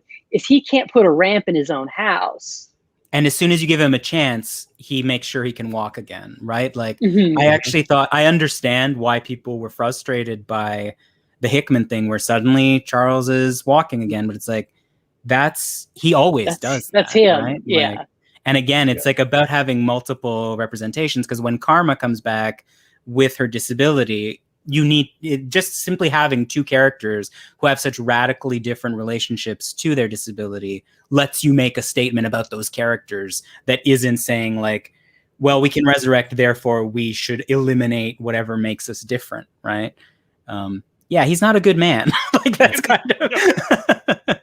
Can I ask you in turn? Did you find that? Sorry. I was going to say, he's faked his own death too many times to be a good man. Yes. Yeah. Did you find the discourse different with regard to the way that the different Marvel Voices anthologies were received? Like, do you find different communities respond differently to anthologies like this? Because I'm always curious about that. I think everyone's been... Black... Okay. Go ahead. I was just going to say... fan... Sorry, go ahead. Go, Corey, then Travis. I guess I need to do this. So, as a Black fan, I'm very cynical about the anthologies in general. Marvel has had two. The first Black History Month anthology had an Emma Frost story. The second one has Steve Rogers on the cover. So, and I've joked about between Marvel and DC, you're just bouncing the same 3 or 4 Black creators back and forth. They don't have enough people to tell those anthologies. So, in that sense, there was a lot of discourse for that, but this one, I think, went a lot better. Just because there is more representation in that way, through those characters, through what those characters are allowed to be, and a lot more queer creators. And I think both Marvel and DC have had very strong Pride anthologies this month. But seeing that for other communities, it always kind of feels like a cash-in. I unfortunately, like, when it came out, I didn't have money to get the I think the Black History Month one, but from what I saw, I didn't see like as much I guess negative discussion about it this year. But like how I felt about it was I didn't feel really like Marvel was like celebrating like Black people in general. What more I was thinking more about the opportunities it was giving like these Black creators. Like that was more how I saw of it in terms of I guess more in like an analytical way of like this is getting Black creators more money, this is putting them in the door, and I like to see that. But I do think with the I think with the Pride one, I feel like I saw more negative discussion of it, but I also feel like in some ways that's because I feel like there, like, correct me if I'm wrong, but I feel like there are more like queer creators getting, or I guess like specifically white queer creators getting more opportunities in Marvel specifically than there are Black creators getting opportunities in Marvel. So it feels like there's like a history more of like the relationship between queer representation and queer creators like in Marvel right now than there is for like Black characters and Black creators in Marvel. Because like recently I was like thinking like I can't, like I feel like I don't even, like there are only like a few, like maybe I could count them on like one hand or two hands of like how many Black people have like written like X-Men, and that was like really shocking to me to think about. But like as I actually think about it, like it's not shocking. So I just feel like there's maybe not like enough like history for there to be like a huge conversation around it. Yeah, I think with the Native anthology, the same thing. I think with the queer anthology, I saw everybody run to Twitter and just tweet their negative criticism or their worries or their whatever, and or just blast for like the last month whoever, you know, whatever they think is going to happen to be in it. But with like the Native voices, it was all internal. Like you didn't tweet out everything, you DM'd everything. And so it's a very different way of, you know, dialoguing about it. And there too, like it really helped me with this one that came out, the Gamma Flight came out at the same time, because it was like somebody got that job and another job. And with the previous voices, it's been a real anxiety of, okay, they brought these people in, they had them do these little shorts. Is there going to be anything else? Is there going to be any more work? Is there follow-up? The Native one also really drew on people that love comics and are very into comics, but they weren't natives that had done like comics, had substantial careers. And for whatever reason, Marvel did not pick up on people that have native people that have been making comics for a long time. And that was a weird political decision that was definitely a point of conversation outside. I'm sure it was a conversation inside Marvel too, but I wasn't there for that. But outside of Marvel, it was definitely a point of conversation. Why bring novelists? And again, as you know, some of these are friends of mine, some of these people that I really respect. So I'm thrilled that they got the work. But why solicit from novelists? Why solicit from prose writers or fine artists, and not solicit from people that have been making serial comics or regular comics routinely? It's just a, you know, not good or bad. It's just, it's a choice they definitely made there that I don't see them making in necessarily the other voices, specifically this last one. Also, like one thing that I realized is that maybe also part of it is that with the like Pride issue and like queer characters, there's this big like conversation about like representation specifically, but I feel like when it comes to like ethnically marginalized people, at least like for some like ethnically marginalized people, it's like the characters that we have existed for a long time, so it's not necessarily always about creating more of them or like how they're represented. Well, it is about how they're represented, but it's like less like about like, I guess, like creating like queer characters, like putting queer characters in the front, but it's more about like we want to have like we want to be able to like actually write these characters. Like we want to, like, if you're going to have like Black characters, if you're going to continue to use Black characters, why not actually have Black people work on them? And so I feel like it's just like there are just different priorities going on in these two sectors. Like they're very similar, but they're also like different in important ways. I don't know if that added anything, but yeah.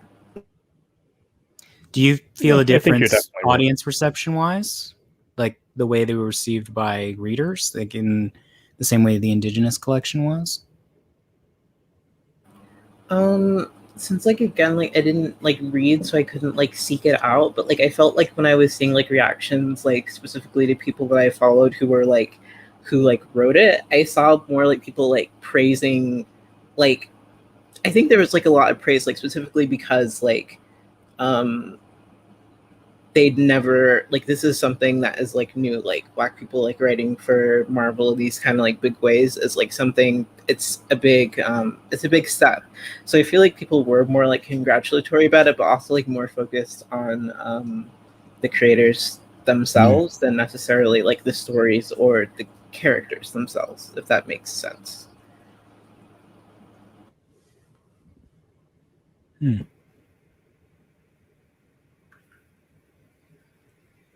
So I think Crystal's battery is like slowly dying. So I think it's a moment if anyone has questions specifically for Crystal, in case she disappears at some point, like in the comments too or whatever. I'm just making that note happen. But you all can keep talking about the other things. If I vanish mysteriously, it's nothing personal. So sorry. It's your powers kicking in.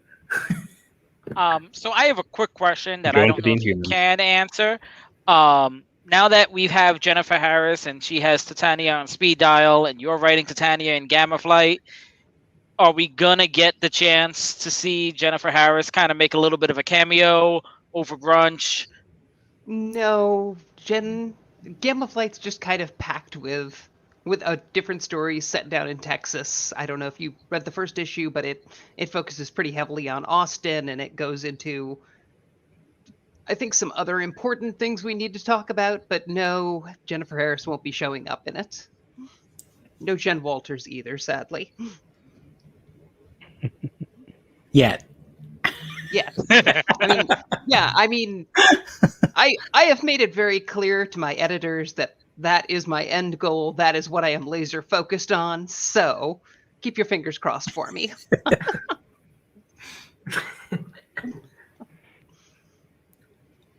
I want to know what other project you want to do. Like, what is your like dream book? Oh God, I would love to work on anything in the X line at some point. I would love to work on, first and foremost, I want to work on She-Hulk. That comic was so important to me growing up, and I would love to make her trans, but obviously I don't think Marvel's going to let me take, an A-list hero they're working with Disney to create a live-action show for and make her transgender retroactively. But I'd still think that a trans woman's perspective would be really good for this character who has had to live a double life of, well, sometimes I'm very meek and trying my best to be liked and trying not to take up too much space, versus when I really feel free, I'm vivacious and kind of loud and maybe bigger than people are comfortable with. Who are your X-Men that you would put on your team? Oh, Rogue's got to be there. I invested way too much of myself in Rogue as well, just identifying with being a Southern girl, feeling untouchable, feeling like if I'm too clumsy, I'll break things. Would love to put Gambit on there because Gambit and Rogue is just, the perfect X couple. Love Cyclops. I don't know what it is with trans people loving Cyclops, but here we are. Dazzler's got to be in there somewhere.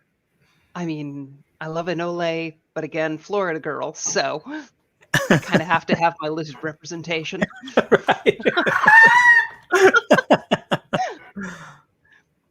How many is that? 4? 4, 5? Yeah, Five? 5. Because you're supposed to have 6, right? That's the classic God. X Is lineup. there a rule that says you have to have 6? Can I have? Apparently, it's a rule now. All right, can I have Nightcrawler, but every issue has to lose his shirt? Nice. Good Yes. call. Yes, you Yeah. can. Yeah. And Logan is like a guest star on it for whatever reason. I'd love to do the Nightcrawler panel where he's got the little Bamf doll, but do it the way it's supposed to be, where he's actually naked. Like, come on. He's just holding his sword suggestively. Yeah. Well, Well, keep your fingers crossed. I'd also love to write, X Factor, any of the New Mutants. were you a New Mutants kid? What were your books wasn't growing when up? I was. Oh gosh, I was actually more of a Spider-Man girl growing up until Maximum Clonage. Sure. That'd do it. But yeah, I picked up X-Men kind of intermittently. My comic shop closed like right about the time I started really getting into comics, so my access was hit or miss. DC books were a lot easier to get hold of, so I read a lot of Robin, a lot of Batman, a lot of Supergirl, tons of Ninja Turtles. Oh yeah, Because Ninja Turtles. This was the age where you could, open a cereal box and get a Ninja Turtles comic. I feel like Ninja Turtles is a very queer. Like, there's a lot Yeah. of queer people who loved the and like, oh no, this ooze got on me and my body changed. I have essays. Yeah, I loved Ninja Turtles growing up. Oh man, And it's in its best moment right now. Just saying. is it? I haven't been keeping Yeah. up. Oh, it's Yeah. been great. With There's Sophie a whole Campbell. mutant. She's killing it. There's a great mutant, like queer metaphor going on right now because all of the mutagen bomb's been detonated, and all of the mutants in New York are herded into one mutant district. Oh, Yeah, who's writing that? Sophie Campbell. Oh, great. Yes. That So makes Wet Moon and Glory and other provocatively titled books. I feel like Krang and Shredder were my first gay couple growing up. Where I was like, Right. oh, I know what's going on here. April and Irma for me, but yeah. Oh. Yeah. Well, and That's that's another one for me where talking about pros saying things is all of the voice Mhm. actors confirm both of those couples. And I'm like, thank you. Like, that's the, vindication I need in my life.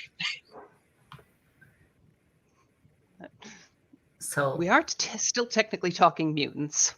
yes. It No, still I- fits the show. Directly inspired by the X-Men, right? Like that's Yeah. the Yeah. origin story. Is like Actually, they Daredevil. slammed Daredevil and Daredevil and the X-Men. Like that's X-Men. where it all came from. Yeah, Teenage Mutants Ninja Yeah. Turtles. Yeah.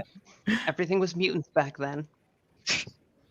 Oh, someone has a question for Anthony. I think it's a Oh. really petty question. How many times have you pitched a Wiccan and Hulkling story to Marvel?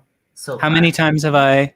Pitched a Wiccan and Hulkling story to Marvel. Usually they. I would love to do a mini series. That is sitting on their desk. I have a story I'd love to do. It's sort of more of a Young Avengers kind of story. I'd love to do a volume 3 of Young Avengers. Yeah. I know the first 2 arcs. I'd be very happy to do that.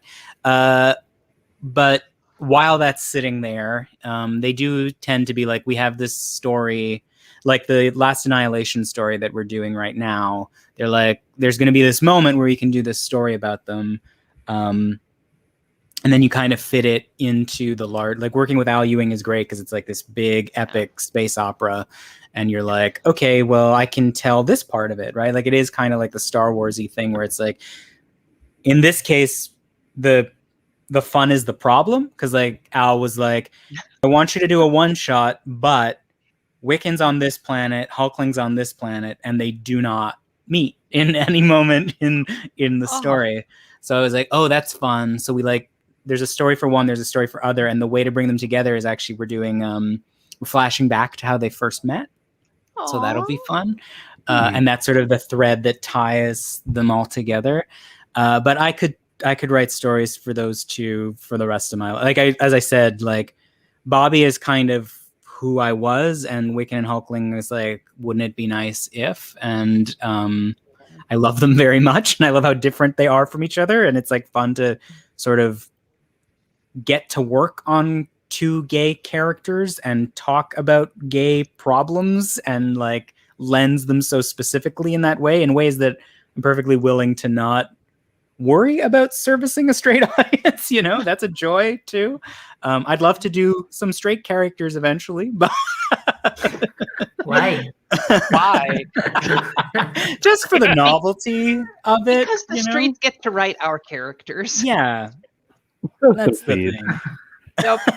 They're straight now. But yes, there's pitches ready to go. Hopefully, again, there's enough interest to make it happen. Because I could write them till I'm 50, 60, 70 years old. So And they'll still be like 20.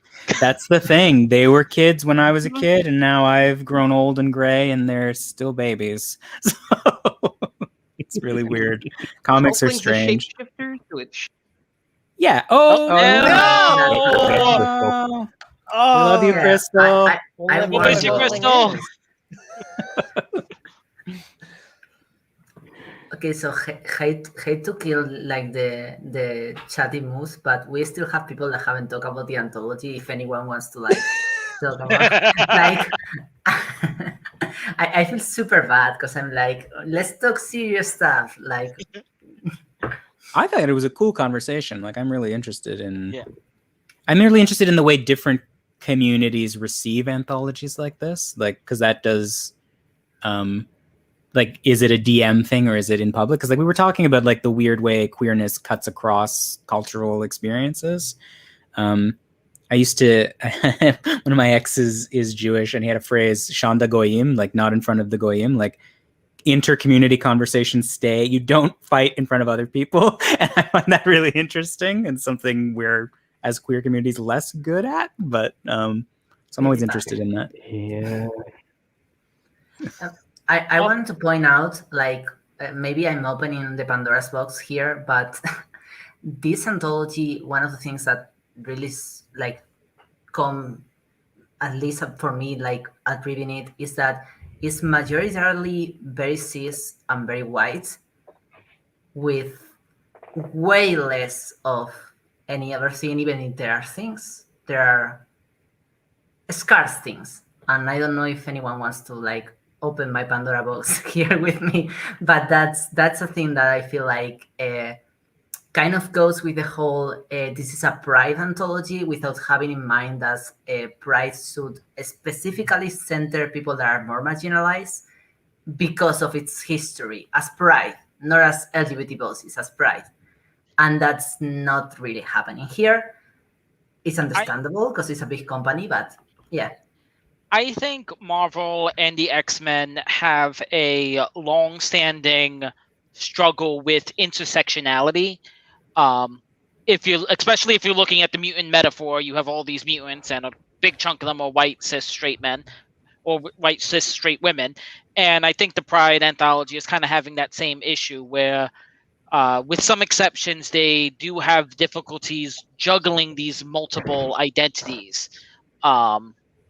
And I think that is something that requires a lot of nuance. And I do also think, to be fair, that level of nuance is hard to put into a story that is only 4 or 5 pages long. And there was already a lot of nuance in a lot of these stories. So I think I just spoke around in a circle, so I'm going to let someone else jump in. No, I want to point out a thing, is that one thing that really stood out to me is that the stories have no issue with having nuance, even in 8 pages, even in Anthony's story, Crystal's story, Mystic and Destiny's story, Karma's story. All of those stories have a level. Think Fast story. All of these stories have a level of interrogating the reasons of everything that the characters do are think that are like very to the detail. Like the creators have like worked their shit on this to make all of these stories like super, super on a deep level of talking with its characters' identities. The problem is that there are not as many characters' identities or creators' identities that fall outside of the norm or that talk with that outside of the norm of being like white and cis.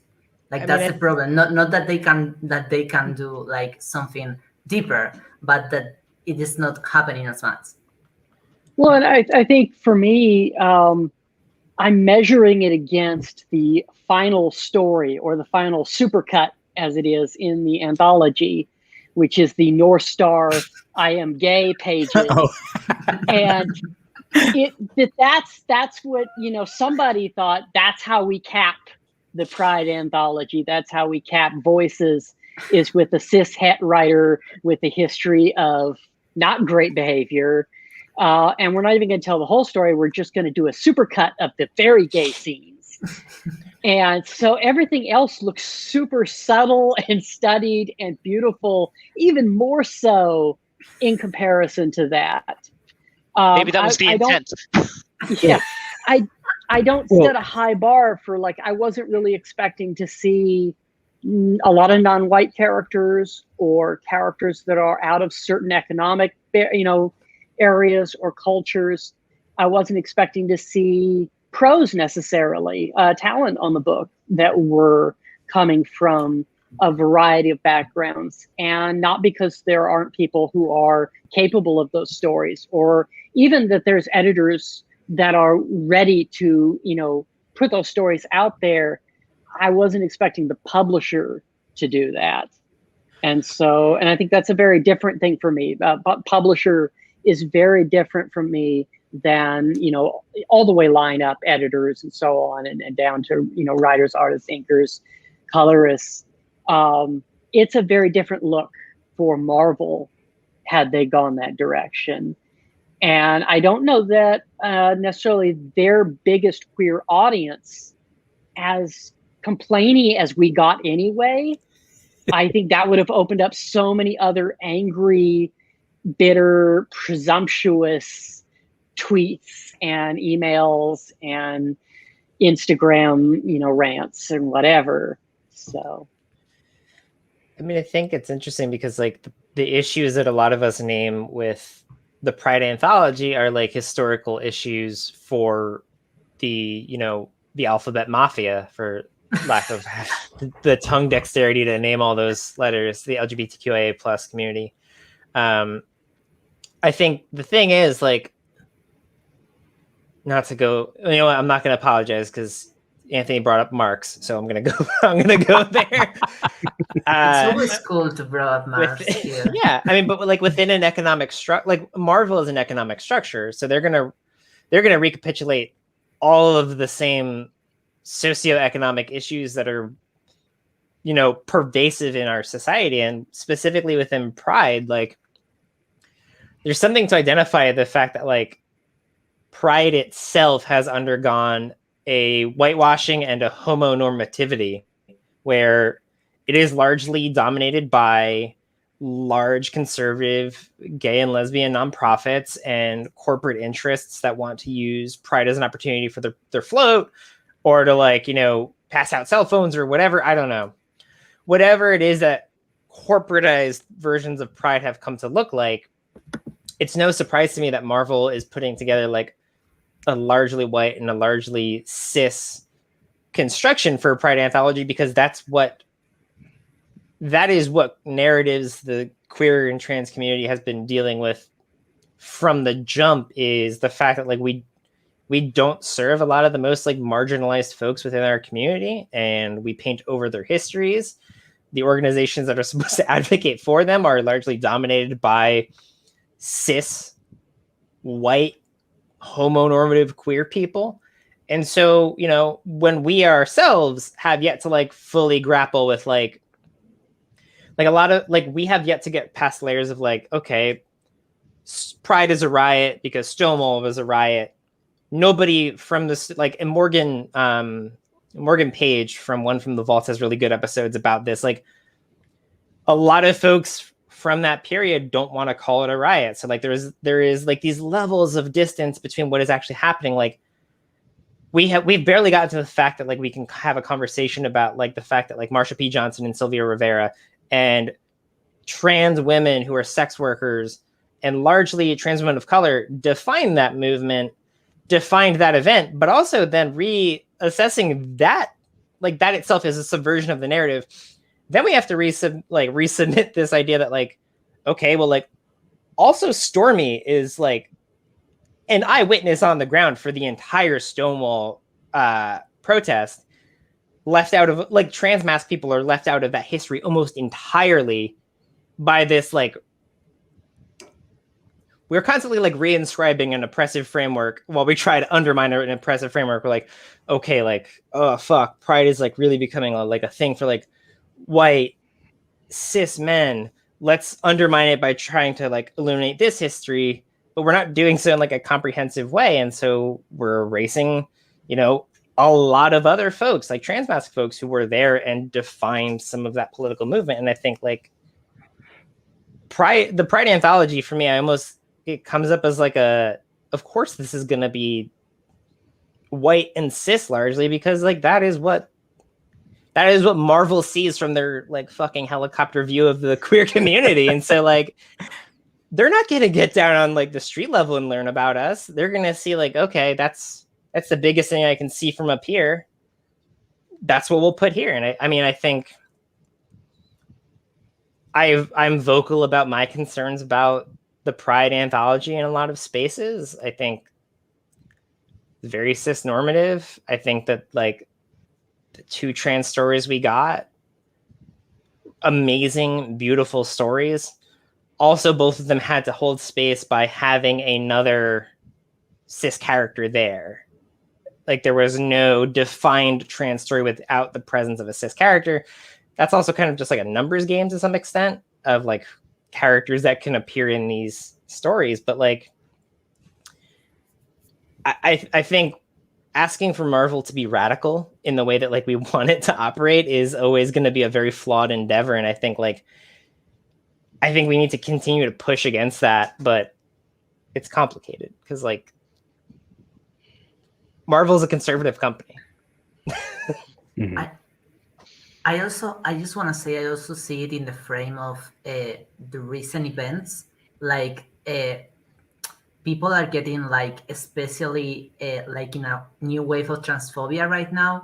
And I feel it's very convenient that there are way less trans stories and only one of them is not either a really good joke, because there's one that is a really good joke, that is Lila's one. It's a really good joke, but it is a joke. It is 3 pages of telling a really good joke that I laugh a lot about, but I wanted more. And in the Jessie one, there's really not an acknowledgement of her transness. So we have like one story that really acknowledges and dips into transness. And I feel like it's really convenient to a political moment in which people are discussing this stuff in a, you know, like this is, I don't know, sorry if I'm explaining myself well, but it's like, I feel like they made a move to try to not point that into the forefront of the anthology. And I'm not sure, like, well, I don't know. I think that a lot can be said, kind of like what Danny was saying, is like queer representation in media has kind of always followed the same pattern that is horrendously unfair of heteronormative queer people, white, and then gradually opening up. And what I find frustrating is Marvel had the opportunity to jump over a lot of steps, and instead it's kind of following in that same path of minimal trans stories, minimal multiple marginalized characters, and instead it's just kind of following the same path just a couple of years later.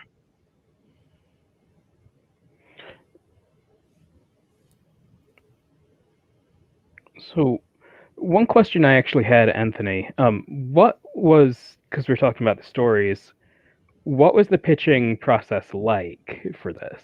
Like, did Marvel come to you say, "Hey, we want to know these characters," or no? Yeah. So I mean, whenever you work on an anthology, it's like I'm just a freelancer, so I don't know if it's different if you're on staff. But I literally got an email that was like, "We're doing this anthology. Do you have any stories you want to do?" And I sent them. I think it was like 6 possibilities, but like some of them were variations on each other. And I think 2.5 of them were Iceman stories. And I guess the idea was that they then look at the body that they've received and are like, okay, well, Alan Heinberg says he's going to do a Wiccan story, so you're out. So that pitch isn't going anywhere. And I think one of my pitches, and I won't talk about them because some of these ideas I feel like are still sitting in a drawer, which happens a lot with comics where I'm like, maybe someday.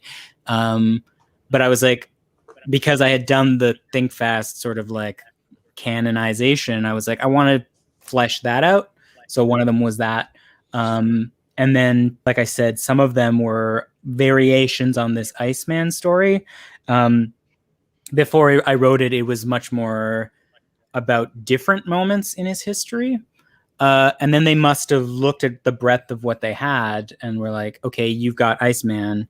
And I wrote a sadder story than I pitched them, but like, that's how that went. But I had, you don't know what other people are working on. You don't know what the breadth is. Like, it's very much like, I had no idea who else was on it or what else the other stories were until it came out, which is weird. It's like, it felt like you make a dish for a potluck, and then you show up with it and it's like, oh, someone made their marshmallow thing and I made this. And so I was very nervous about like, my big fear was like, oh God, I wrote the big sad story that no one wants at their pride party, So I was happy to see that there weren't too many that were like, isn't the closet so sad? Because I do think that's a story that's worth telling, but thank God there weren't too many of them. But that's how it went for me. And then they were like, you're working with Xavier, which was a joy. That's about it. But it was a closed box. So you're very nervous before it launches for sure.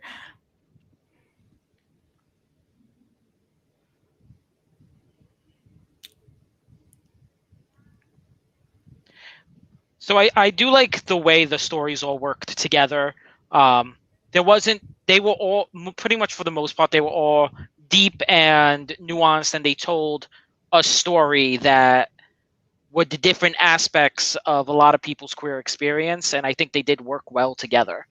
So the fact that you guys had no idea what anyone else was doing was a bit surprising to me, because it seems very well thought out. So props to the editor. Yeah, I think Sarah did an amazing job on that front too. Like, I don't know how much massaging that takes. But I also don't know if other people's experiences were different, like I got actually very few notes. And they were all like editorial notes. It wasn't like content notes, but like when people say things like, well, why do all the trans characters have to have cis characters in their story? Part of me is like, I wonder if that's just an accident of the nature of the way they were pitched, or if that was a note that was delivered, right? Like, my story was very hands off on that, in that respect. There is a way that as queer writers, you just kind of gravitate to a way of telling a story. And again, like, the more, the better, right? Like, if there had been 20 trans-centered character stories in this, the vibe would probably be different. It'd be like, it's fine if this one's a joke, if there's some other ones that fill the gap, right? But you never know what anyone else is doing in their cubicle, right? Especially since I'm like nowhere near New York, especially in the middle of the pandemic. I don't know if it would be a different anthology if, for example, we had like a meeting or something. I don't know. We lost Danny. Yeah, we lost Danny and Travis, and that was happening while they were writing in the chat, but I didn't. Oh, I see. Realize. Yeah, they're there. Yes. So we're losing people because of the time. Nobody wants to talk about X-Men this much. So I think everyone wants to talk about X-Men this much, but feasibly, sadly, it's hard to do. Yeah. Well, yeah, it's I can hear my kid. well, thank you so much for having me on this chat, and for it's really interesting to learn how other volumes are received, how it's received on the public end. I know we went into a lot of literary theory, but I like thinking about well, what do we do as a community now, and how do we work these capitalist systems? How do we work in them? How do we work with them? How do we work past them? What does good representation look like? What does not good represent? Would it be okay to do not good representation? These are all really vital questions to be engaging, and I'm so glad we're doing that. So thank you for doing this. Thank you for coming. Yes, thank you so much for Oh, coming. my pleasure. Thank you all for real. It was great. Yeah, of Yeah, course. thank you for Thanks all the people having us. and all of the people that are commenting in the comments, because we have a lot of people saying a lot of things, and that's really nice. People engage with the it's not just us talking, but there are a lot of people engaging with the conversation. That's amazing. Yeah, and we hope we can have you another time, Anthony. Oh, I'd be happy to come back anytime. Absolutely. What am I doing? I've been trapped inside this room for a year and a half now. So Okay, so I think we can if anyone wants to say anything else, I do want to say that I love the anthology a lot. I feel like I was overcritical of it, but I loved it a lot. I enjoyed tons. A lot of the stories made me cry. Yours made me cry. A lot of them made me cry. well, it's like Danny said, right? Queer people show their love by fighting. So it's Yeah. But yeah, I'm with Danny. I love the anthology. Sorry, I'm with Duna. I love the anthology. Anthony's story made me cry. Writing the review for the Think Fast story made me cry. There was a lot of tears in a comic I liked so much. But I think that's a good thing. Yeah, and I feel like I went through a lot of stuff in my personal life just in the few days since when I got the review copy till I review it. I kind of was going through some of these stories in my life because my girlfriend kind of went to her hometown, so I was in this very sad moment, and I was reviewing the Mystic and Destiny story, and also was having a lot of other stuff where I was reviewing the Karma one, so that was fun.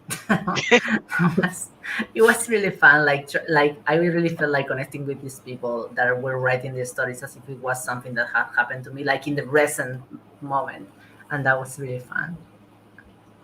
So yeah, I also really loved the anthology. I think my favorite ones were the Iceman story and the Raven and Irene story. It felt like things that I wanted to see, but in a long form. It was this is what I want. Or yeah, something. that Scandal in Bohemia, Sherlock Holmes stuff. Yeah, yeah. TV's so good at that. And yeah, and I just I really love the Iceman story. I love to see Grandpa Magneto. I loved I just love the interaction, just the idea of interactions between him and the Xavier students. And also it's just a big moment for me because I'm a huge Mags fan. I also have an expensive Mags helmet on my shelf. Which one do you have? I have the X-Men 2 Ian McKellen one over there. I have the Days of Future Past one. Oh, interesting pull. Yeah. Yeah. And yeah, so I really love that, and it was also a great treat on the same day as the spoilers thing that happened with Sword. He's having a moment. Yeah, he is having a moment. Yeah, and it just it meant a lot to me in general because I see Mags as bi, so I also it's the whole Magneto Elder moment, both as a mutant and a bi person. So it's just very good. Thank you. I really want to see Magneto now be like Charles Jean Grey, Jean told Iceman, "You're gay." Magneto needs to just show up. He can knock half the mansion down beforehand, and then just let Charles know. Yeah. Yeah. That's what the missiles were for, Travis. He just got sidetracked. They were fireworks, actually. He was gonna. I don't know if I can say this on record, but I have a joke with my friend who reviewed your Iceman story, Lily, and kind of the missiles is kind of a choice of a word for like I'm not saying those are dildos, but I'm also not saying they are not. Sometimes, yeah, it's a very Freudian, right? You show up with the biggest phallic image you can find and say we're gonna have a conversation. Yeah, that's definitely there. It's a tough line to walk because I didn't want it to be like, because the risk would be like you push the Magneto thing further and then it swallows the story, right? So it's very specific in that panel after Bobby talks to him where he's like, first of all, his first thought is Charles. Oh, Charles, he says. And then he's like, I'm different, not like. And then he says, well. Because we do know his childhood experience is definitely different than Bobby's, right? Like, Magda's there very early. Like, and his mutancy as queerness is like a thing we talked about, right? Like, he is a latent mutant, right? Like, his power develops quite late in life. And I think similarly, his queer elements probably arrived later in life too. That's probably something he was dealing with later. But so I did want it to be like he recognizes in Bobby something familiar, even if his like teen experience is not quite in parallel with him. But yes, I'm definitely him and Charles really need to bang it out one of these days. There's a tweet that I think about a lot that's like, they're that couple that makes their breakup everybody's business. I'm like, that's the story of the X-Men right there. A queer couple breaks up, and now it's everyone's problem. Yeah. Well, I have to take off, but thank you so much for having me. Thank you for greeting this story with so much generosity and love. It means a lot to me, and I hope that the next one is as favorably received. Thank you so much. Have a good night. Bye. Bye. And there were 5. Yes, we Dun dun dun. I'm gonna click the end thing. If you all wanna stay after, and I'm probably gonna go anyway. But okay, so I need to I have some groceries I need to put away actually. Lately, the shows have been so messy. Like the ending is like, we're just chatting. Well, it's because we tried to jam so much gay into Pride Month. It can't be contained in the normal Mutant Watch episode. Yeah, like 4 hours episode or some shit. Okay, so thank you, everyone for and thank you for coming. coming again, Carrie, and thank you, Eric. Thank you for having me. Thank you so much for real. And bye everyone. Bye.